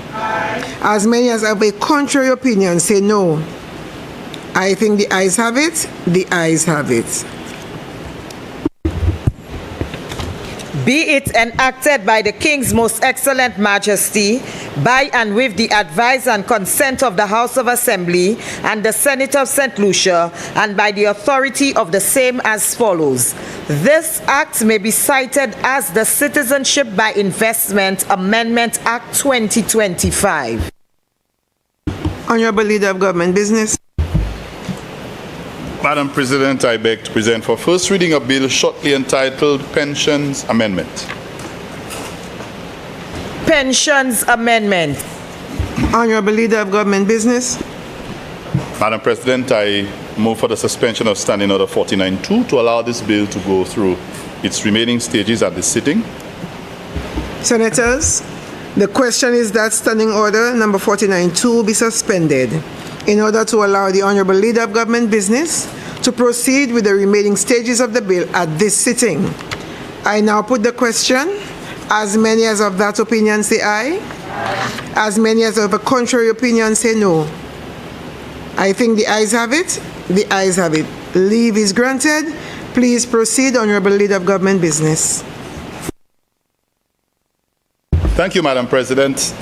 It is the last of the bills for the day. It's late in the day, but I am very well energized and happy to be standing to present this bill for one main reason. This bill that I'm about to present, Madam President, and let me just make sure I have the procedures right, I beg to move for the second reading of a bill shortly entitled Pensions Amendment. Madam President, forgive my enthusiasm at that stage of the day's proceedings. You see, this bill really represents what the true philosophy of the government that I represent stands for. The true philosophy and binding principles or grounding principles of a St. Lucia Labour Party government. Now, when I stand here, I don't usually use the term St. Lucia Labour Party when I speak in Parliament. But on this occasion, I have to say a government led by the St. Lucia Labour Party. And Madam President, yes, we can say that this government includes the opposition, but a Labour Party-led government that really gets policies that represents the grounding philosophy, the things that we believe in, the things that make us different from the rest. And Madam President, this act and this amendment is really about what some don't like to see: bread, freedom, and justice. That is what it's about. This philosophy was born out of the workers of this country. That's where the history and the background of this party that I represent in this government stands for. It comes out of the basic philosophy that we represent the interest of workers. And when I come to the Parliament and I see a bill with an amendment that seeks to make it possible for public officers, people who have worked for over 10 years in this country, who for some reason or another have had to resign, and then they can be compensated when they reach retirement age for their years of service. I think that this is just, and this is correct, and this is right. Because, Madam President, while some may have resigned for better reasons and they got other opportunities, people have had to leave their jobs for reasons that they wish they could have changed. Circumstances we don't know about. And they lose these benefits. They give it up. For some of them, it's thousands of dollars. For some of them, it's career changing. And I think that this really represents what our government is about. And so, Madam President, it means, therefore, that currently, and I just want to give you a little bit of history, that Pensions Act, Cap 1526, was enacted many, many years ago before I was born, in 1967. In 1967. And if you look at the history of this country, what was the political situation in 1967? We once had a former father of the nation who originated from the Labour Party, went ahead and formed the United Workers' Party, and now, you know, people forget where he started. He's a product of the St. Lucia Labour Party. So all credit, the father of the nation, they talk about, that some leaders in the opposition have disgraced what he stood for. No names mentioned.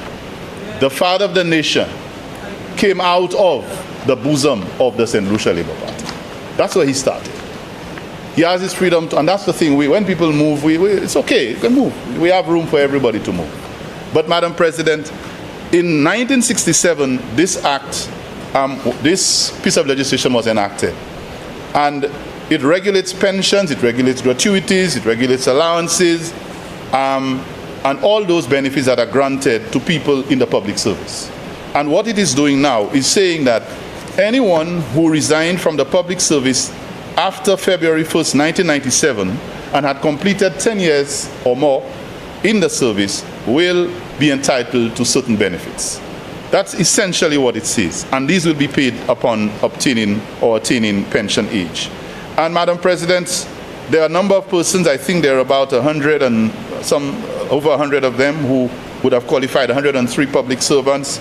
I think when the calculations were done, the total that it would cost the government to compensate them would be about 900,000, a little more than that, which is really, you know, based on the number of people to be affected, I think that's quite a small amount.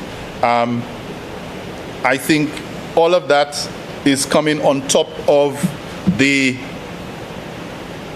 benefits that the government has paid to pensioners.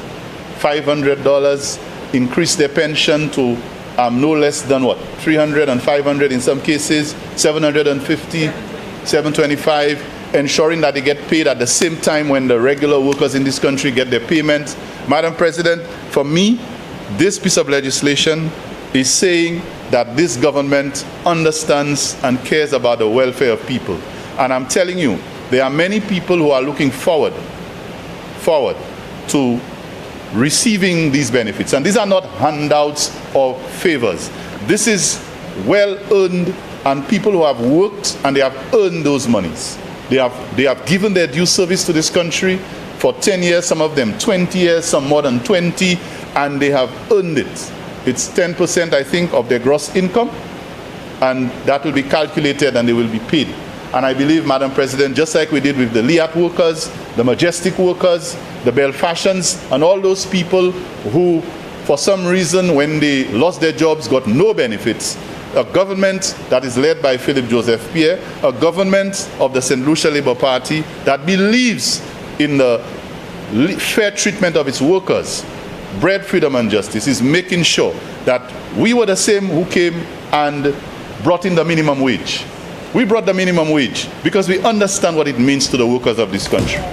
And we are proud to defend it. I don't care what anybody says. I stand there and proudly defend the government that says we have to pay people a minimum wage. And we have to pay people the benefits that are due to them when they have worked in this country and they've contributed to the development of this country. And so that is why, Madam President, I have a little more energy this afternoon as I make the short presentation on that particular amendment to give St. Lucians who have earned their rights to their benefits, their well-deserved benefits. And I know there are some people in this chamber, Madam President, if they have resigned, you know they qualify for that. So I urge them to go and check when it is passed and go and claim their benefits. Go and claim it because they have worked for it. You know, they have worked for it. And so, go and claim it because it's yours. So when you've earned something, you go claim it. And I think a lot of St. Lucians, there are 103 at this point, and there'll be more, who are entitled and should be able to get those benefits. So, Madam President, I give my full support to this amendment, and I hope it benefits the people that is intended to benefit. Senators, the question is that the Pensions Amendment Bill be read a second time. Senator Norbert. Thank you, Madam President. The leader of government business has been wrong on a number of matters today. And this one, no exception, he said that there's a certain member in this chamber, this house, qualifies for pension. But I want to, because they resigned, right? So I want to read from the explanatory note. Senate Leader of Government Business. Madam President, I stand on the point of order. The member has misled the House. He has misrepresented what I said. And what I said, I was very careful with my words. I said there are certain members in this chamber who, if they have resigned, would have qualified. And if they have resigned, they can go claim. That's what I said. So I do not want to be misrepresented. And sometimes, délai commission ka jwen met li. So si to be apply, pardon, mais moi parti di ça, Madam President. I did not say anybody has resigned. I said certain members, if they have resigned, should claim. Senator Norbert. Yes, thank you very much, Madam President. So, as I was saying, let me read from the explanatory note. The only persons who will benefit from this are those who are entitled to a pension. So if you became permanent in the service after 2003, like myself, when I was a teacher, I am not entitled to a pension. So I will not benefit from this program along with thousands of other St. Lucians who entered the service or became permanent after 2003. So those who will benefit from this are the persons who entered the service or would benefit from the Pensions Act that was passed in February 1997. So from 1997 to 2003. And again, as I asked earlier for a number of these bills that we've read, not all of us are benefiting from what is being passed here today.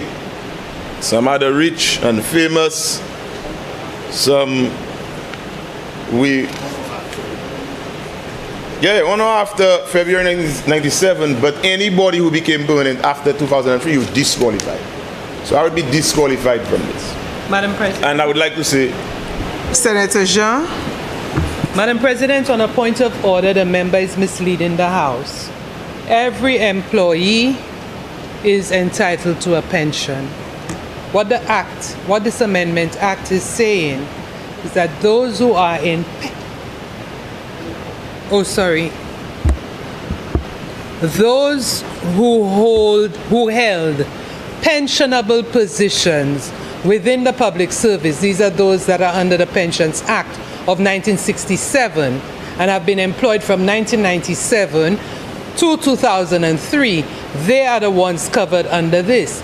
But those who came from 2003 thereafter, their pensions are secured by the National Insurance Corporation. So it's not correct to say that they do not qualify.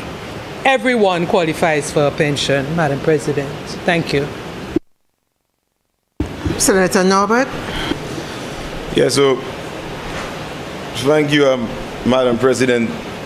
The St. Lucian population, we are quite aware of what's happening here, and those of us who do not acquire a pension from the government of St. Lucia, but rather from NIC, and we have to wait till 65.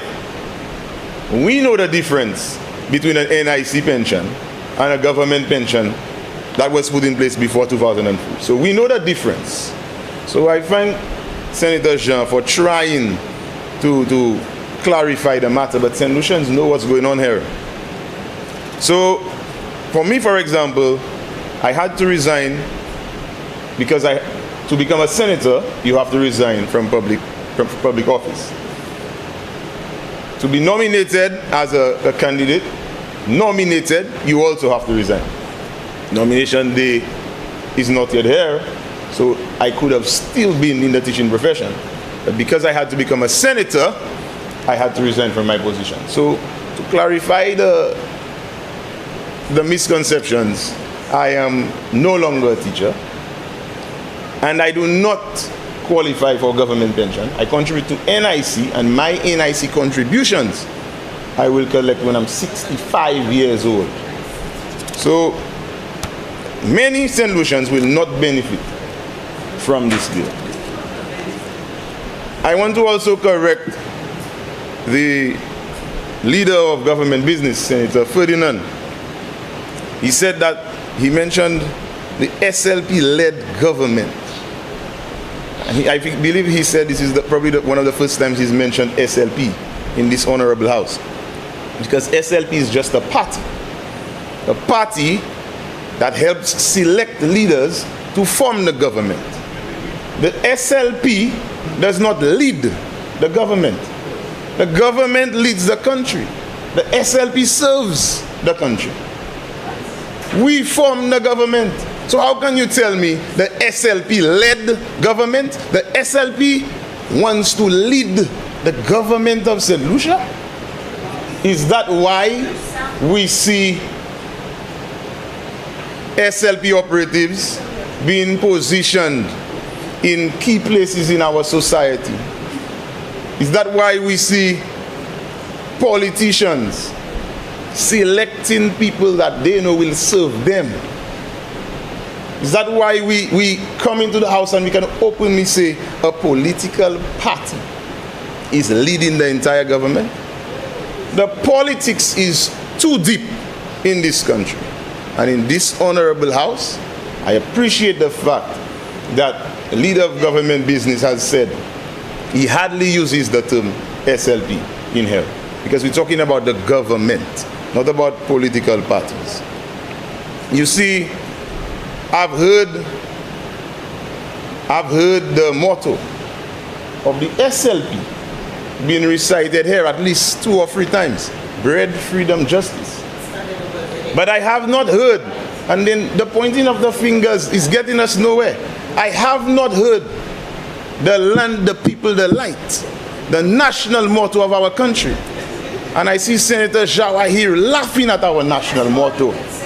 But instead of focusing on the politics in this house, the bread, the freedom and justice, SLP-led government, we need to be focusing on our country as one. And what unites us is our motto and our pledge.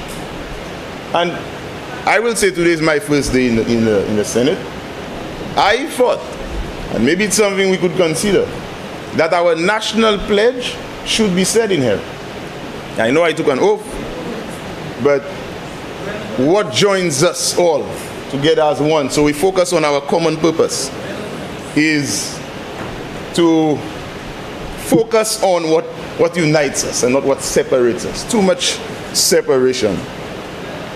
The government will, the next government of St. Lucia will raise the minimum wage. I wanted to mention that, considering the leader of government business praised the minimum wage.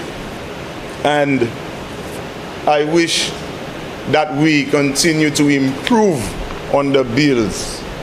And I hope that in my stint here, I will see perhaps one of these bills be sent back to the lower house so other amendments can be made, especially if our legal minds have issues with it, and it can be returned to us when we are fully satisfied with the contents. I do not want to believe that I come here and I get the sense that we are being led by an external organization to just have papers go through the process. Thank you very much, Madam President.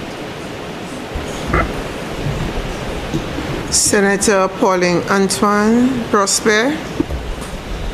Thank you, Madam President. Madam President, I stand in support of this bill. And in case anybody forgot, the purpose of this bill is to amend the Pensions Act Cap 15.26, the Act. The amendment applies to public officers entitled to a pension under the Act on or after February 1st, 1997. Madam President, this amendment ensures that a public officer entitled to a pension under the Act receives a pension, one who has resigned before reaching the age of retirement but has served for a minimum of 10 years.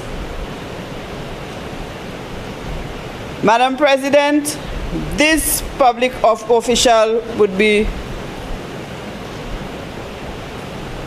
receive 10% of his gross earnings at the time. And on attaining 60 years, the amount would be paid directly to the officer. Madam President, the amendment recognizes partial service and meaningful contribution by public servants. These public servants, Madam President, would have resigned for different reasons.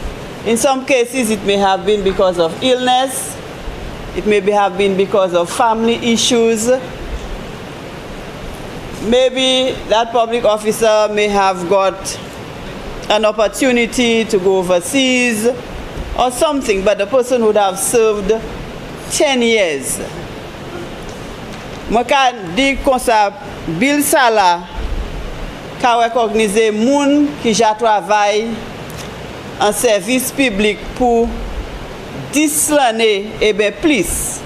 Mais c'est moun sala teni pour quitter travail parce que yo peut tenir différentes raisons. Peut-être yo te malade, peut-être yo te pour aller l'autre pays, peut-être c'est pour la petite maman yo, différentes raisons.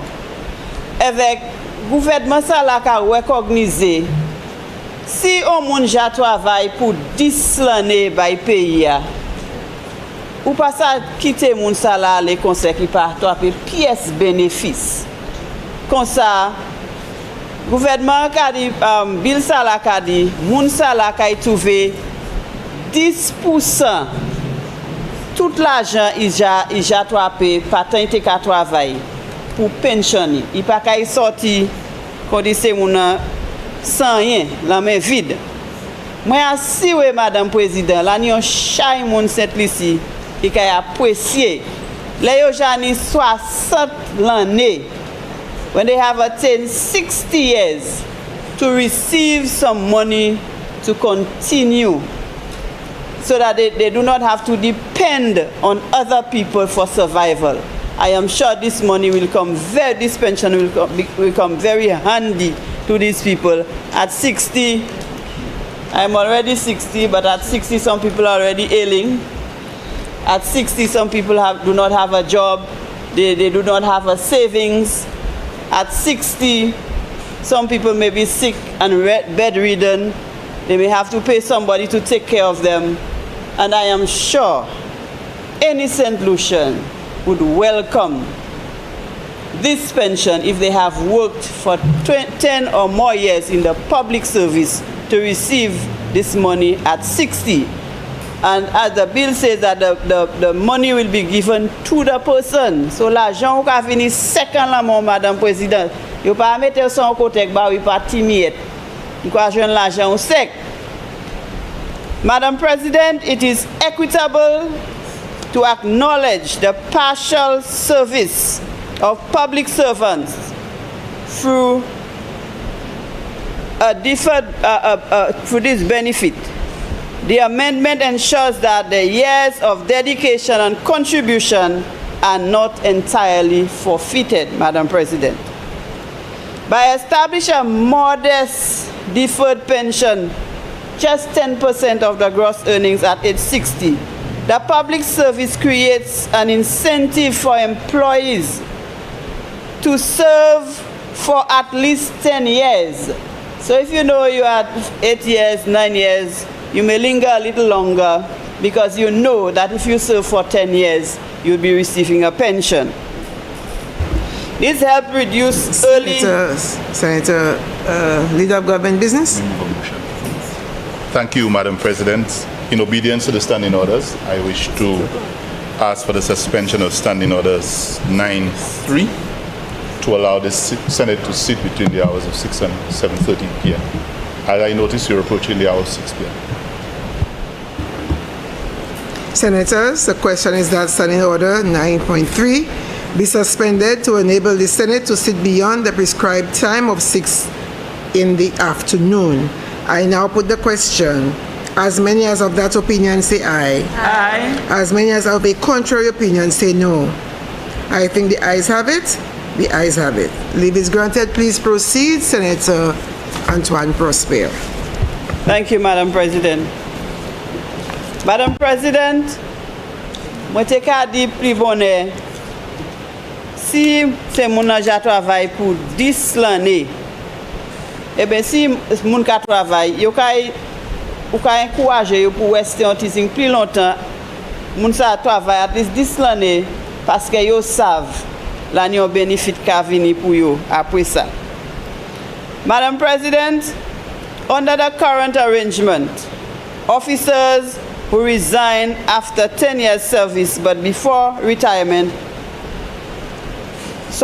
who have served for less than 10 years, must forfeit their benefits. It is only fair that they receive their deferred benefits. This amendment is in line with modern pension systems. L'année moun, Madame Président, qui travaille matnik là, yo te plus jeune. Et que yo ka vivre simplement combien de temps yo grand moun. Yo ka joindre pension yo sorti matnik. Yo pas te travail, il fait 60 years. Mais yo ka joindre pension yo. Et que la tenir un petit monsieur Saltibis qui était dans pile djeuté. Il dit mais c'est pas djel longtemps il travaille Martinique. Mais ti pension a te entrer tous les mois et qui te ka apprécier sans chay.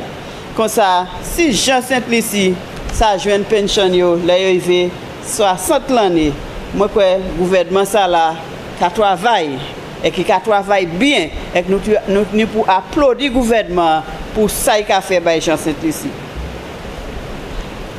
Madam President, the amendment to this bill ensures fairness. Mon travail, you're supposed to join pension. That is fairness. Recognizes service. Et nous savons, Jean Saint-Lici, c'est gens qui travaillent wed, ils ont bon service pour payer.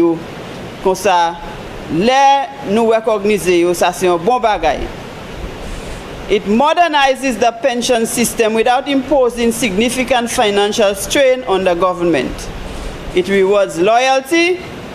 It supports the workforce, morale, and upholds the principles of equity and social protection. Nous ni pour garder après ces moun qui ba jabay service pour payer. Et pour ça, Madame Président, moi ka debout encore et pour dire moi ka supporter bill ça là. Merci.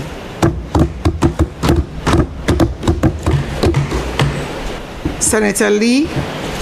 Thank you, Madam President. Madam President, I just rise, I guess, to get a little bit of further background from the Leader of Government Business. I note what the explanatory note says about the bill, and that it's to benefit or give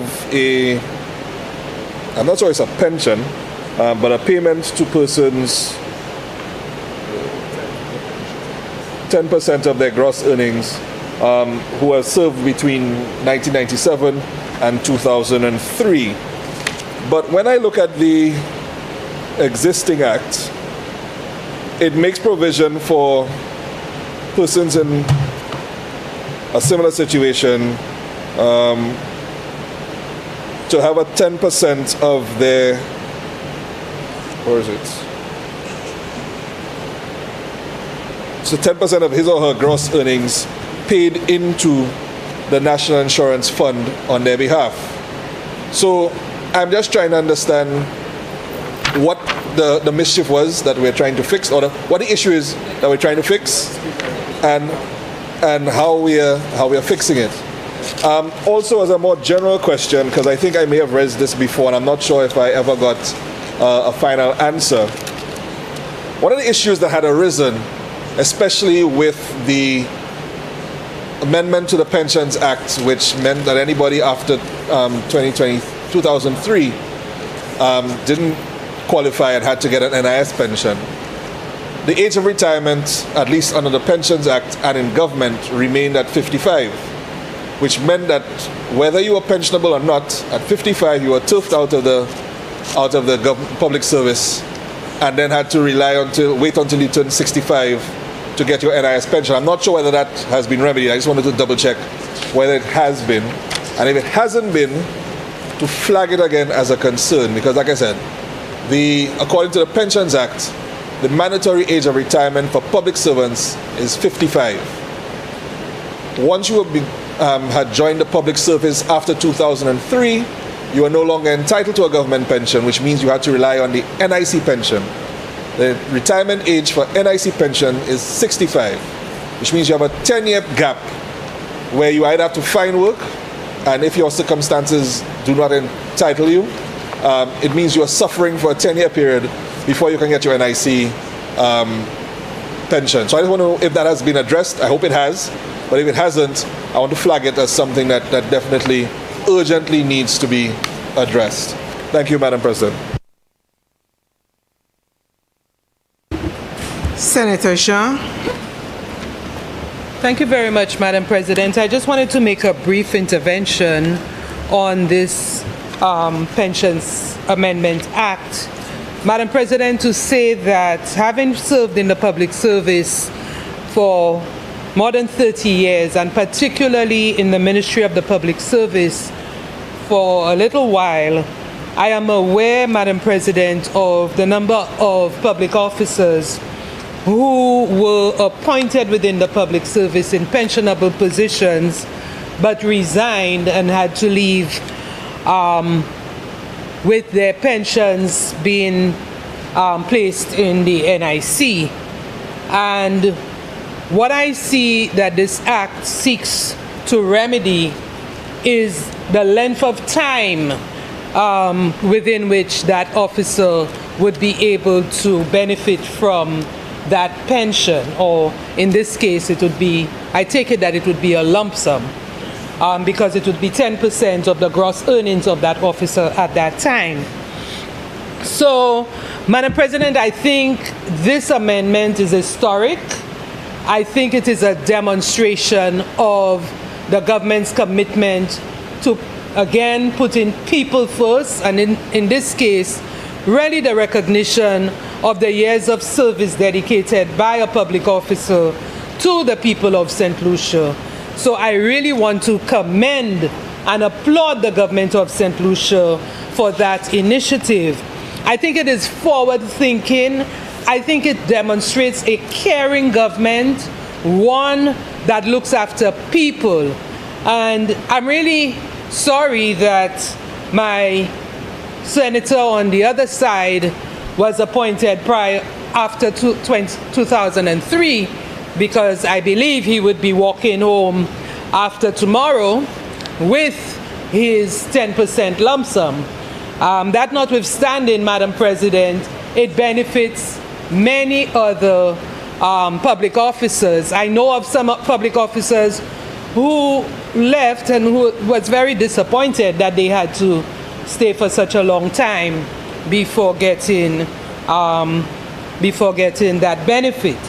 But, Madam President, I also want to put in context this amendment looking at the bigger picture of what the government of St. Lucia, under the administration of Honorable Philip J.P., I think Senator Norbert likes to hear that it is not the SLP government, but it's the government of the administration that is headed by Honorable Philip J.P. as Prime Minister. And what has been done in the wider context is to increase pension payments to persons who served in the public service. So anyone who was receiving pensions less than $725 now receive that as a pension. And they went further into increasing pensions to a minimum of $500 for those who are pensionable through the NIC. In addition to that, Madam President, we saw the benefits to temporary teachers who are now getting their August salaries. And again, the reason why temporary teachers did not receive their August salaries is because their contract ended in July and they were subject to reappointment or another temporary appointment commencing the opening of the school year, which was September. So there was that 1 month that they were without a salary. Now, Madam President, tell me, all your commitments are for 12 months, but for 1 month, you receive no benefit, you receive no salary. And as a result of that, again, it shows the caring government would look after temporary teachers to ensure that they get that 1 month salary. Madam President, we saw just recently the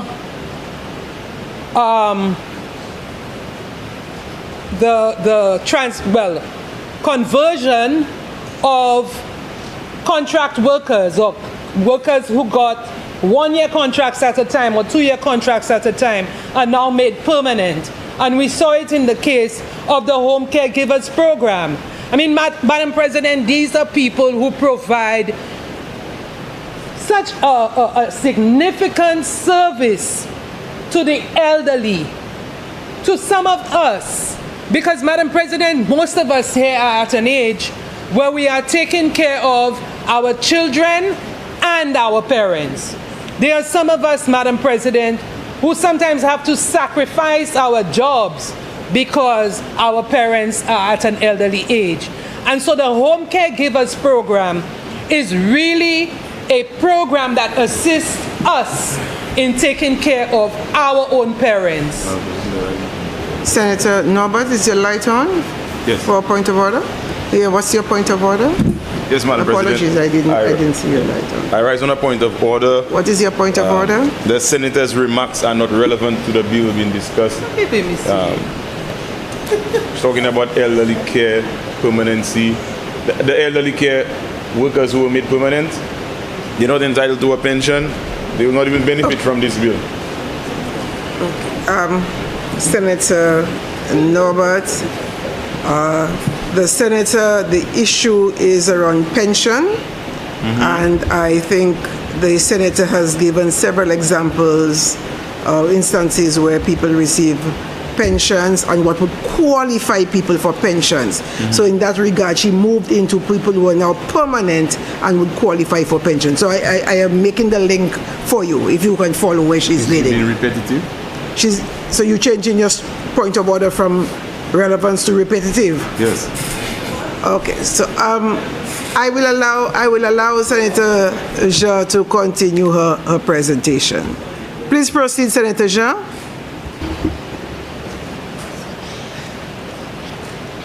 Excuse me, Madam President. Madam President,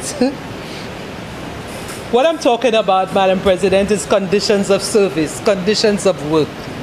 Pensions fall within the whole ambit of conditions of work. And Madam President, what I'm saying is that this government, the government of St. Lucia under the administration of Honorable Philip Joseph Pierre is a caring government, caring enough to consider pensioners, ensure that every single pensioner is taken care of. Those who have already served, attain the age of 55 or 60 or 65, but now, even before attaining the age of 60, can go home with the benefits that accrued to them in accordance with the legislation. That is what I'm talking about, Madam President.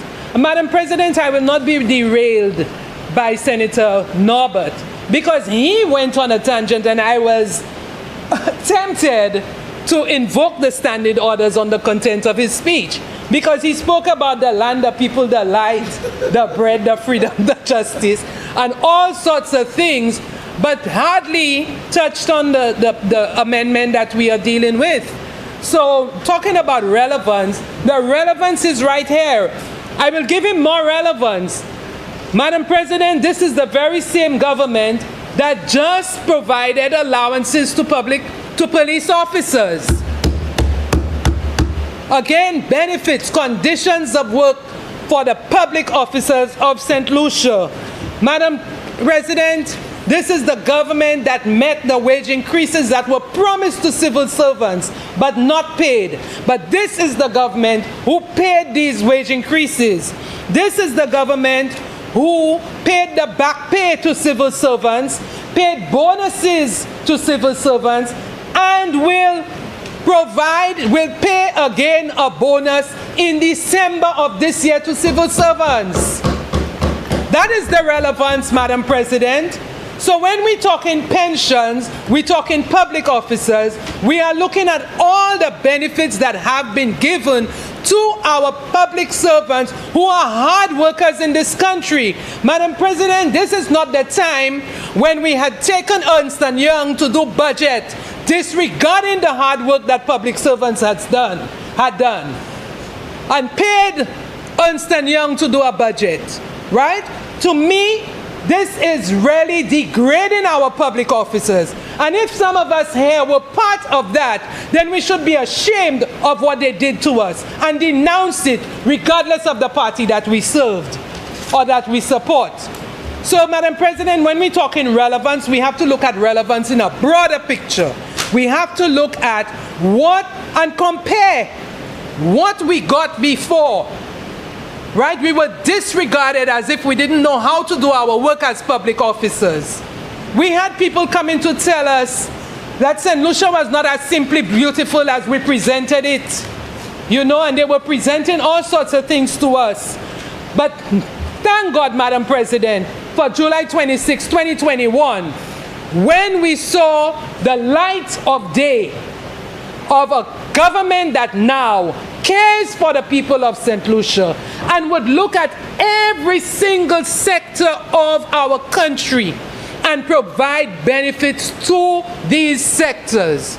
In this case, it is for public officers. And I pray and I wish that public officers would appreciate all of the benefits that have been accrued to them over the last 4.5 years.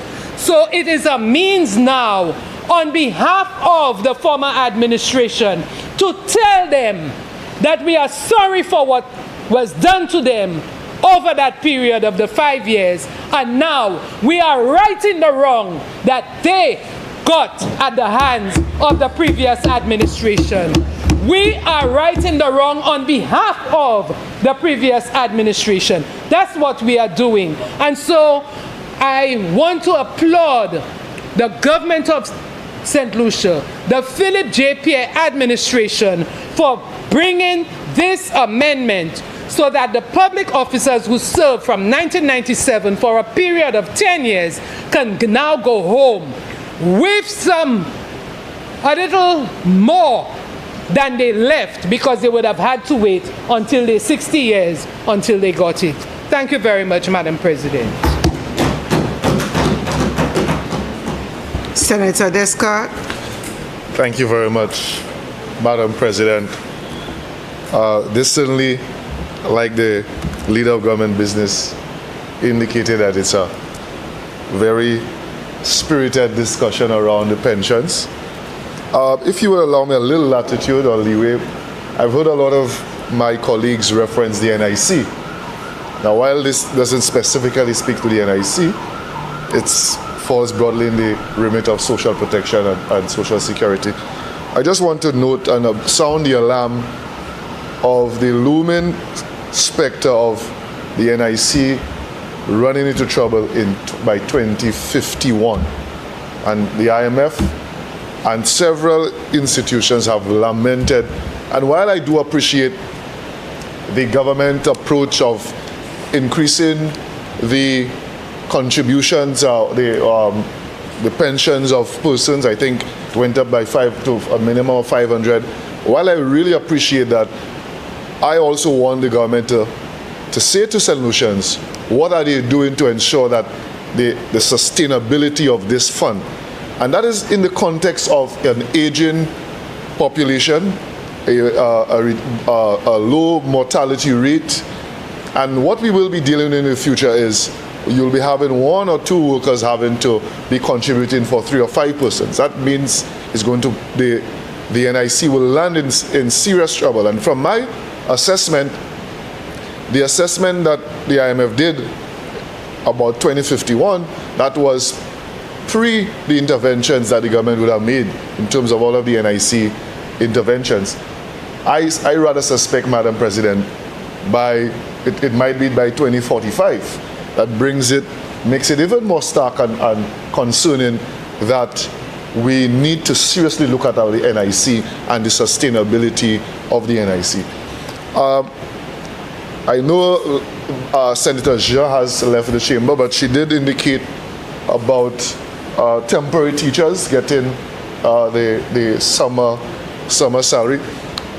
Daycare, early childhood teachers, from my understanding, were left out. I met one and said that she was not part of that. And so it's something that I would really want some level of elucidation on it, or for the government to look into this. And the elderly care persons, again, I'm not certain about it. I heard that if you were 45, you would not be made permanent. So I will ask the leader of this government business to elucidate, if he can, to confirm that if you are 45 and you're part of this elderly care worker, the 700 persons who were made permanent, I'm hearing that if you're 45, you're not eligible for this. Once you're 45 and above, I would like some clarity on that, if you can, a leader of government business.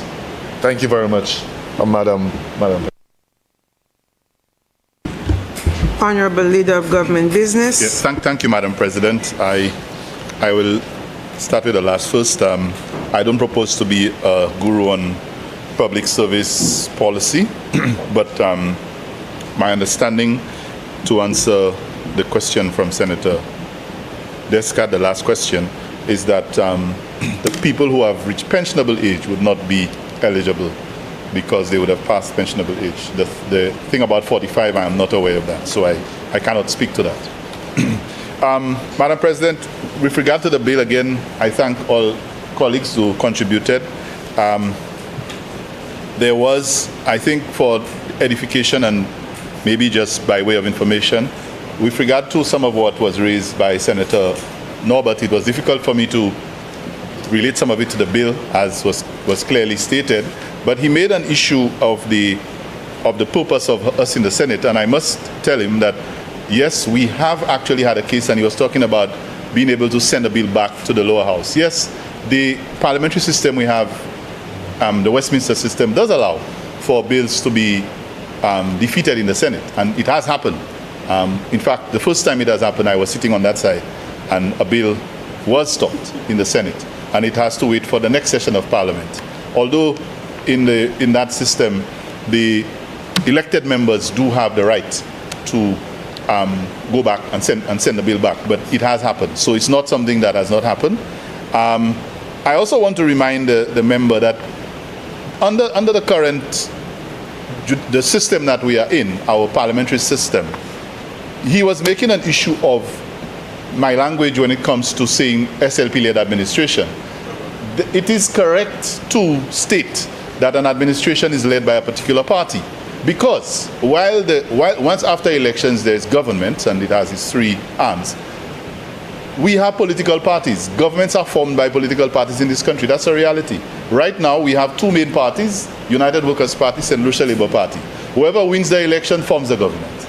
And whoever leads the party, the leader becomes the prime minister. In fact, his leader just made it very clear when he was responding to a nice worker's comments about never, never, never, whatever it was, that when he wins the election, and that's an aberration, and he becomes prime minister, that's the logic. So he understands, his leader, he needs to ask his leader that question. When he wins the election and he becomes prime minister, that means his leader knows that whoever wins the election becomes the one who leads the government, and the leader of that party becomes the prime minister. And he said what he was going to do. He told the lady, when I become prime minister and I call you to a meeting, what will you say? So his leader and his party, and they were all applauding when he said those things. You know, so his leader and party do understand that in St. Lucia, we have a Westminster parliamentary structure, and that is how it works. So when we say a Labour Party-led government or an SLP-led government, it means that that is what it is. The majority forms the government and forms the executive and forms the legislature, and the judiciary is independent of that. That's the system we're in. So, Madam President, I'm sorry if he's not satisfied with it. He can change it. He can win a 2/3 majority and change the constitution. You understand? Which is what we did to have the CCJ, and they went outside and demonstrated, not forgetting that with a 2/3 majority, you don't need a referendum to make certain changes. But I'm saying I have no issue with the member if he feels that some things in our system need to be changed. Well, win your seat. Let all your members win their seats, get a 2/3 majority, and come in and change it. If not, I guess we'll have to work with what we have. Madam President, a very important issue was raised there with the NIC running into trouble by 2051. It's very instructive, and a lot of things have been said today. I don't know if it's because the members of the opposition coming in do not have the benefit of hindsight, because they probably were not following the history of their party. And I say their party, they are senators, but they belong to a party. They are here because they are candidates to run elections. That's a fact. They are candidates to run elections, and they are here in the Senate because of that reason. So, Madam President, when I become part of an organization, I like to do my research. My research tells me that this group that I'm part of has history, and I think the opposition needs to check the history of the party, because when someone named Emma Hippolyte, who is now an MP for Soufrière-Forceja, was in charge of the NIC, and the pension age when the NIC did its projections and its review, and realized that if we continued with the pension age at the time, which was I think 55 or 60, that the NIC would be bankrupt basically and unsustainable by 2030. The decision was made then to change the pensionable age to 65. And Madam President, I remembered what I was then a young teacher. I was in school, I was teaching. I remembered the response of the opposition then to that. It was the Labour Party that was in government. I remembered all the things that were said, and I think it may have cost us some political points, because people were ranting and raging, led by a conversation by the United Workers' Party at the time. However, in 2025, we have seen the wisdom in the decision, because now it means that the NIC has been more sustainable.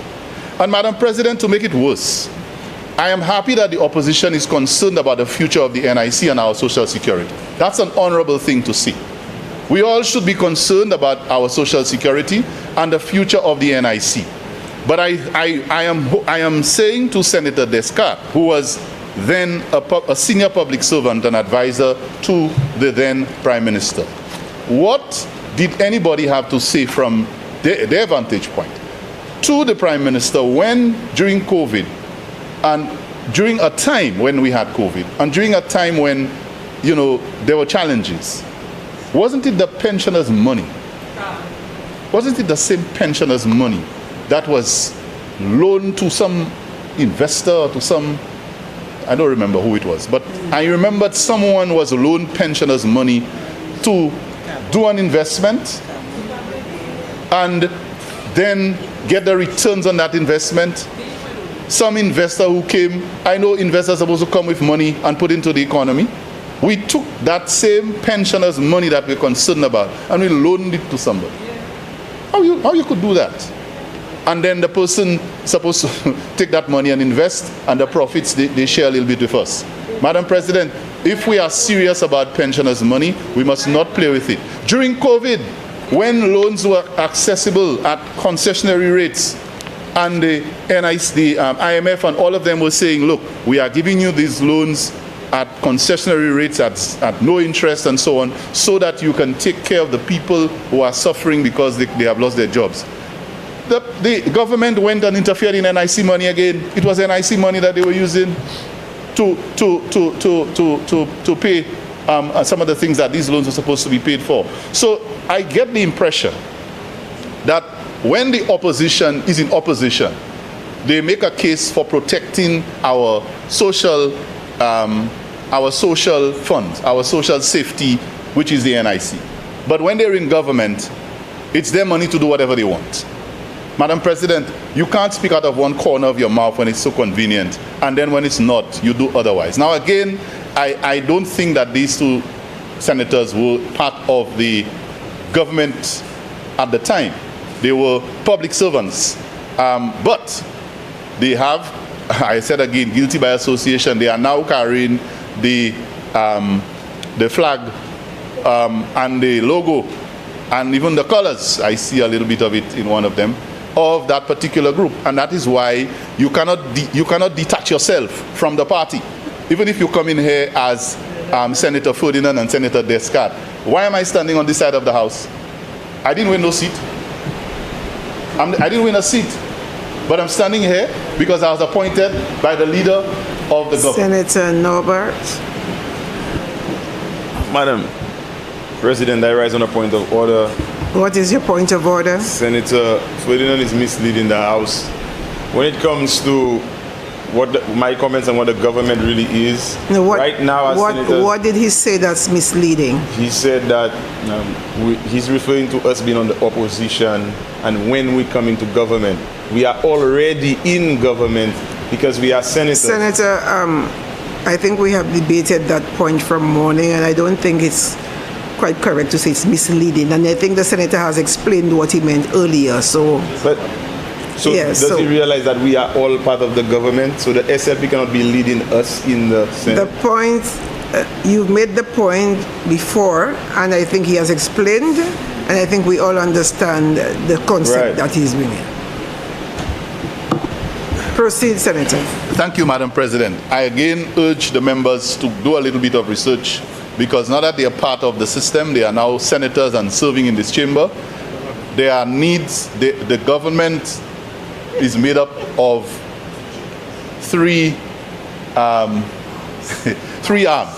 The legislature, that's us, the executive, that is the cabinet, and the judiciary.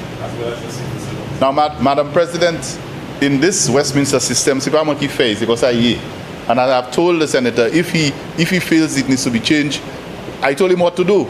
Win a 2/3 majority, change the constitution, change the system, make us into something else. But for now, that's what we work with. Anyhow, Madam President, for all the semantics, I was saying, it is convenient for the opposition to take a position on social safety when they are in opposition. And why are we saying opposition? If it's just one government, why are we saying opposition? There is opposition. This is, look at the chamber here is clear. Look at where the independents sit. Your parallel sides are, your parallel sides are. When a certain gentleman crossed the floor, that's what it meant. He moved from one side of the chamber to another. And by the way, it wasn't anybody from our side. There are different factions in the government. Why didn't, when they came in today, why didn't they come and sit here? There's a reason why they're sitting there. There's a reason why Honorable Senator Descat is sitting in the same chair that the Honorable Alan Michael Shastney sits in. And I'm sitting in the same chair that the Honorable Philip J. Pierce sits in. The Parliament is constituted that way, whether you are in the Senate or in the lower house. I don't want to be given a lesson in this thing. Madam President, the point is, when some people are on that side, they speak out of one corner of their mouth. When they are on this side, they speak out of one corner of their mouth. And I'm saying, whether we want to say that we are all in government, fine, but we represent different political parties, we come with different ideas, we can come together and agree sometimes, but when it comes to policy, when it comes to legislation, we are legislators. And if we believe that there is a social benefit for a particular bill, and we think that it is not right. Senator Norbert. For the final time, I raise on a point of order. What is your point of order, Senator? In the House, he said we are here representing political parties. We are here representing the people of St. Lucia. Leave the political parties out. Senator, you're not preaching here. Sorry. You may take your seat. Proceed, Senator. Madam President, I'll say one more thing on that and I'll move on. I was appointed by the Prime Minister, Philip Joseph Pierre, as a senator, a government senator. Honorable Norbert and Honorable Descartes were appointed by the leader of the opposition, Alan Shastney. So they were appointed by the Governor General on the advice of the correct. So let me leader of the rephrase. opposition. Correct. I was appointed by the Governor General and they were appointed by the Governor General. But the Governor General didn't select me. The person who advised that I be appointed was the Prime Minister. And it's because I am a member of his team. The person who advised for the appointment is the leader of the opposition, because they are members of his team. Let's not make this thing too sophisticated and philosophical. It's a fact. And when we come to this chamber, we have debates between two sides. And fortunately in the Senate, we have independence. In the lower house, we have not reached that stage, and I hope we do. So, Madam President, my point here is, outside of all of this, well, we have two independents. Yeah, we have actually reached that stage. In the lower house, we have two independents who won their seats as independents, but joined the executive and are members of the cabinet. Correct. So, Madam President, to wrap up this conversation, I want to respond to Senator Lee's concern.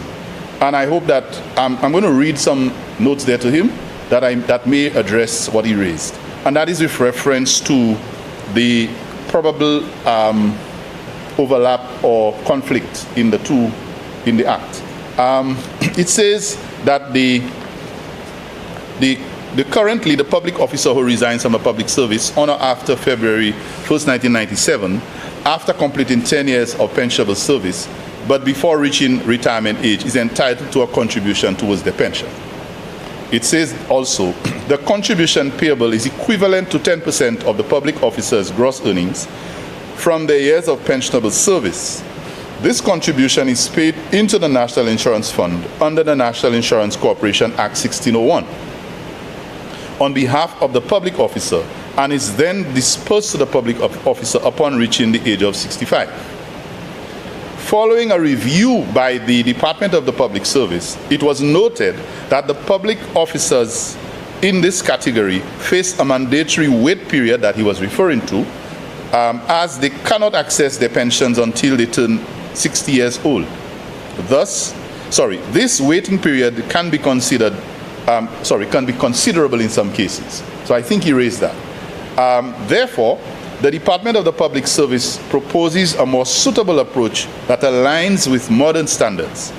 This proposal suggests removing the requirement to contribute to the NIC fund and instead allowing the contribution to be paid directly to the public officer upon reaching 60 years of age after they have resigned from the public service, right? It goes on to say, according to the proposed amendment to the Act under the bill, the pension amount payable will be calculated at a rate of 10% of the public officer's total gross earnings earned during their years of pensionable service. The bill currently before Parliament seeks to amend the Act to facilitate the direct payment of pensions to public officers who meet the outlined criteria. To this end, the Minister responsible for finance may take the necessary actions and implement measures required to ensure that the pension is paid directly to the public officer in accordance with the amendments proposed in the bill. So it means that Parliament is now invited to pass the amendment to strengthen Pension Act Cap 1526 and address the existing anomaly in the law, which will provide relief to our public officers. So I think that what I just read may not necessarily answer all of his questions, but I think it would shed some light on what he said. What is it we're trying to cure? I think that was his, yeah, I think, yes. So that would probably give some, shed a little more light, I hope, on his questions. But Madam President, again, we know the intentions of the bill and the amendment. We know that there are people who, deserve their benefits. And as a government that cares, we want to ensure that at all times we give St. Lucians what they duly deserve, whether it is their pensions, whether it is their minimum wage, whether it is their benefits after they lost their jobs, whether it is making them permanent when they've worked for many years on contract. All of these initiatives are coming from a government that cares. And that is why I stand here to make that submission. So I hope it does, and it reaches the pockets and the lives of the people who duly deserve it. I thank you, Madam President. Senators, the question is that the Pensions Amendment Bill be read a second time. I now put the question. As many as have that opinion say aye. Aye. As many as have a contrary opinion say no. I think the ayes have it. The ayes have it. An act to amend the Pensions Act Cap 15.26.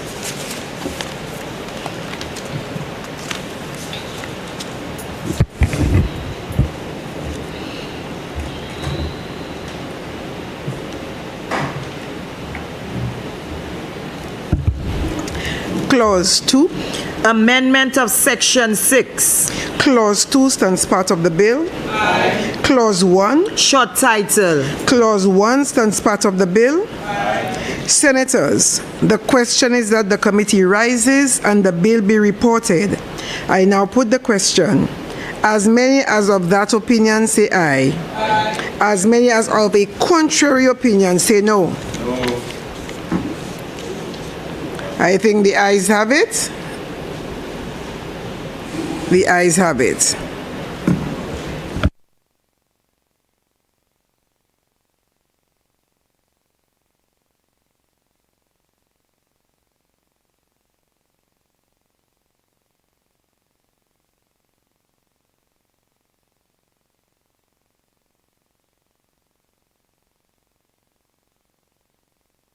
Yes, you have a question, Senator?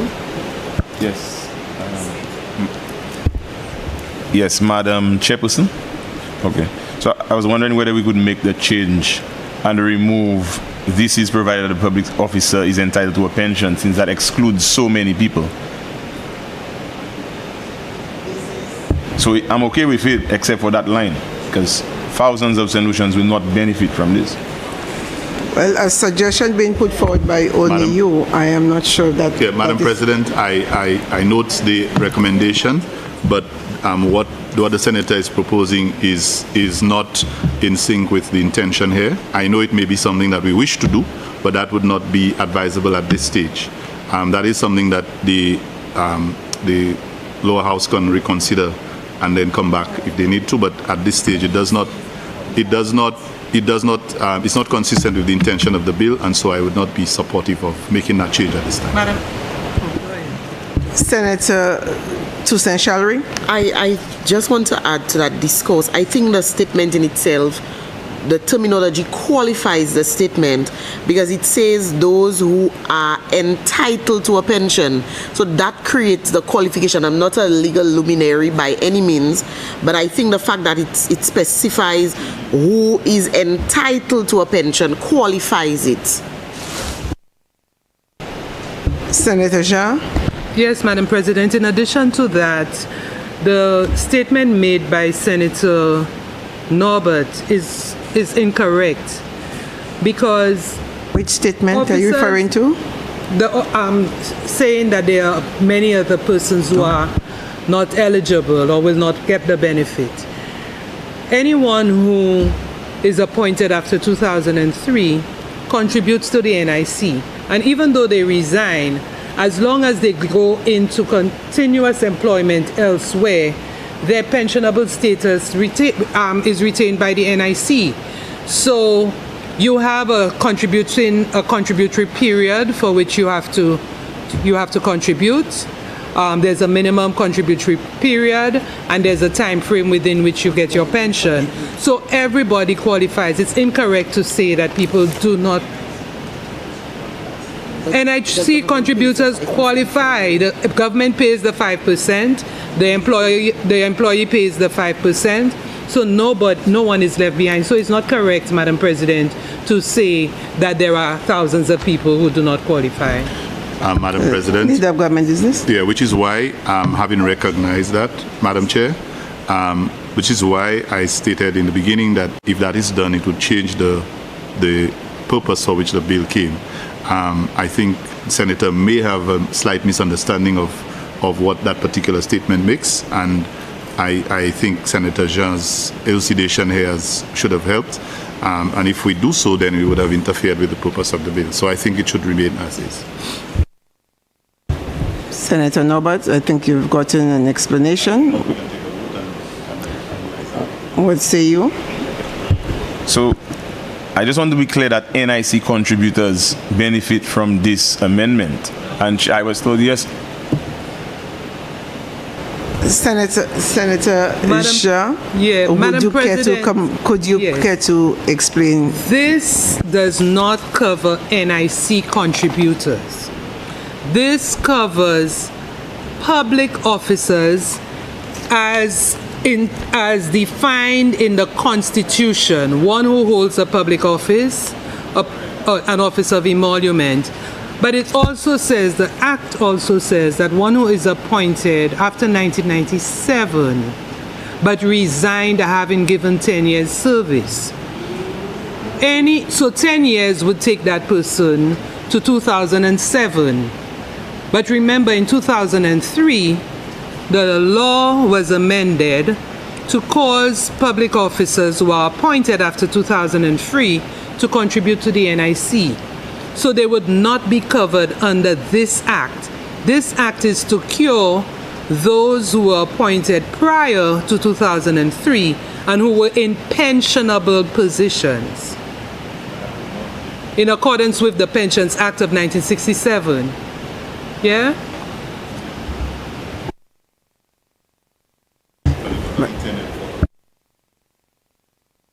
Again, Madam President, I think Madam Chair, I think Senator Jean's explanation is on target, and that is the intention of the bill. If the bill it does not intend to do what Senator Norbert is intending or is saying, and if there is an intention for that, it has to come in a different bill. In another bill, yes. Are you understanding that, Senator Norbert? Another amendment would have to come to consider your suggestions, okay? Because that's what was brought in on this amendment. Okay, so you good to go with that? Okay.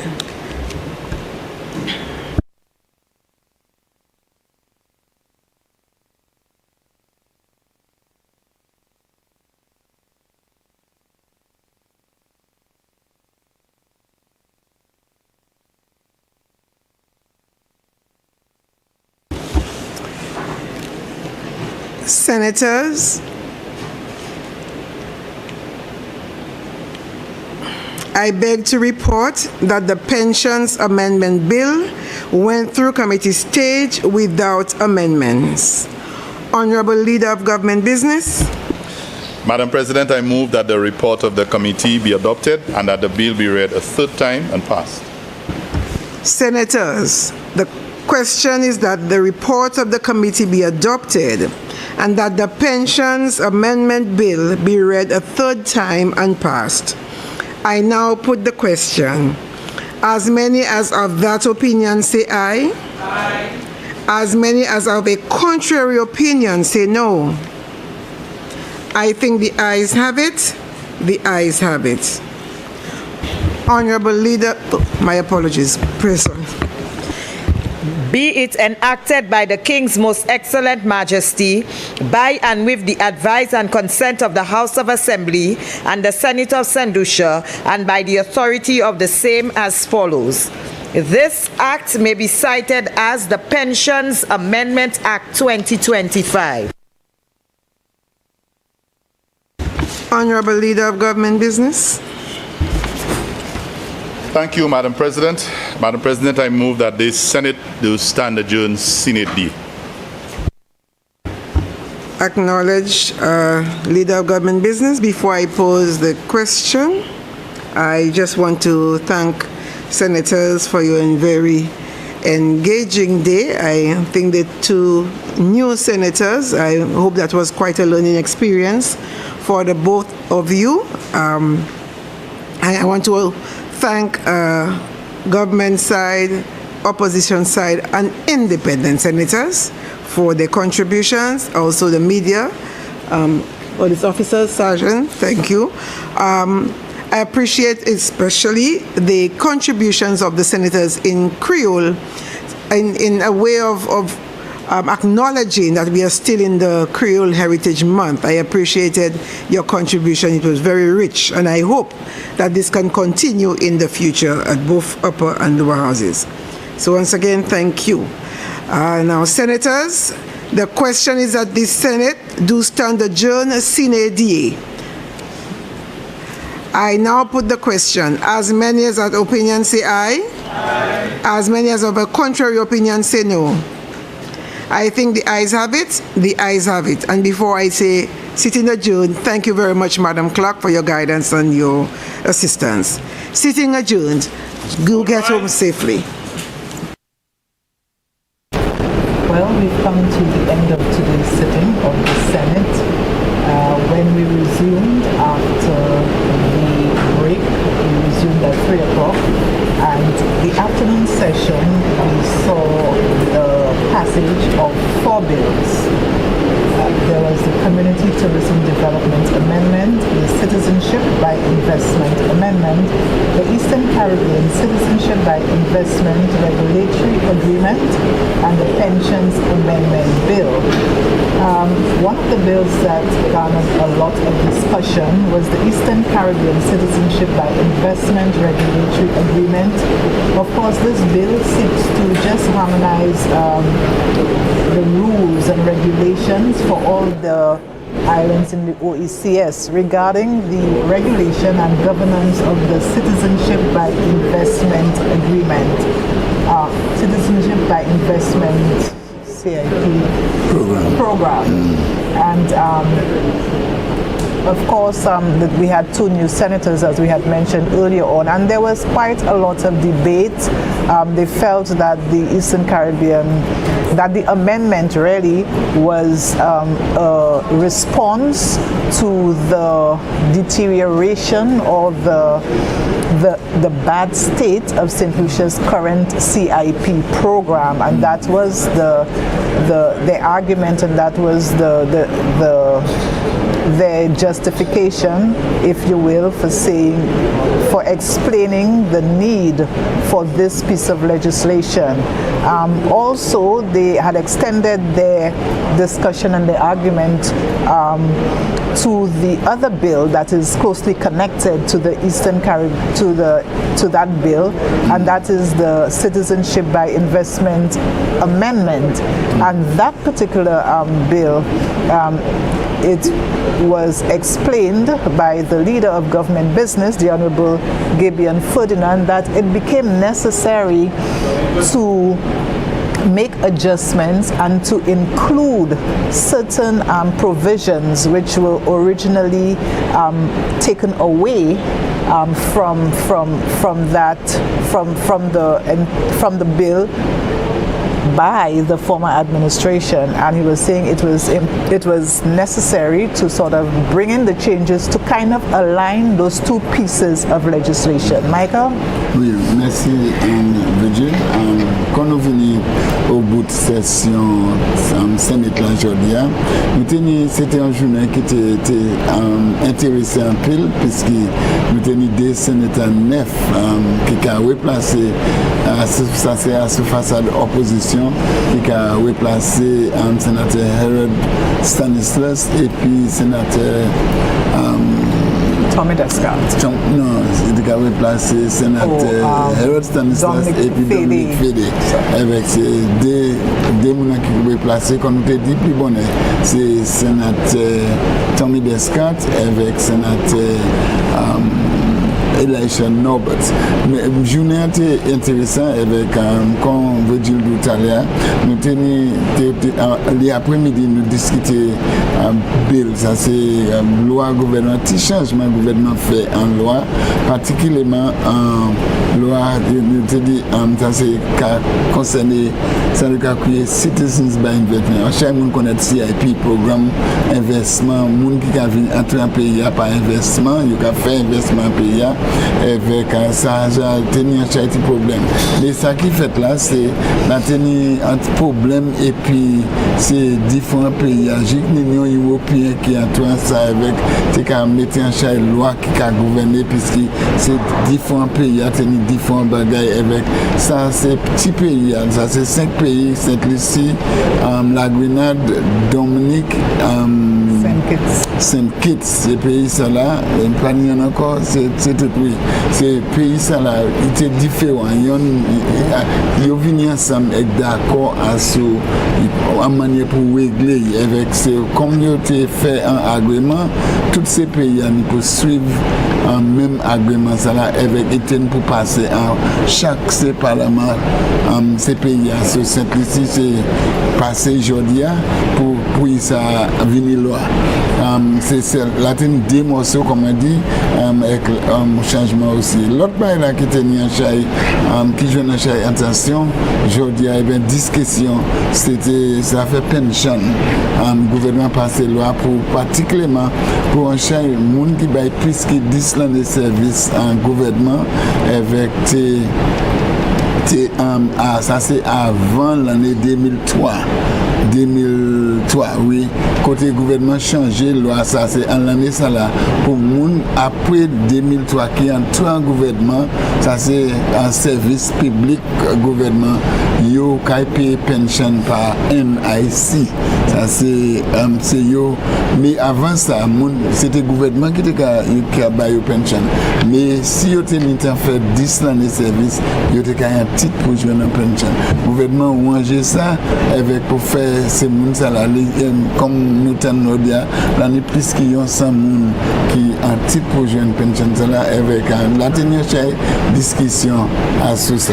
Mais je dis il rangé avec un tenir belle discussion à cette situation ça là. Virgil, c'était une belle journée avec it was a good day. Some, like we said, some important pieces of legislation passed. Of course, a lot of people will be singing the praises of the pensions amendment, and the government had said just one more thing to add, that it will be paying of close to $1 million to about 133 of those pensioners who will be benefiting. So all in all, interesting discussions today, interesting bills passed. We thank you so much for staying with us throughout the day. On behalf of our entire team at the National Television Network, my name is Virgil Leonti. Et M. Michael Gaspar, nous avons dit merci un peu pour rester avec nous. En nom de ces techniciens qui travaillent ici aujourd'hui avec un nom d'engagement et qui travaillent GIS, tout le monde qui a mis ensemble.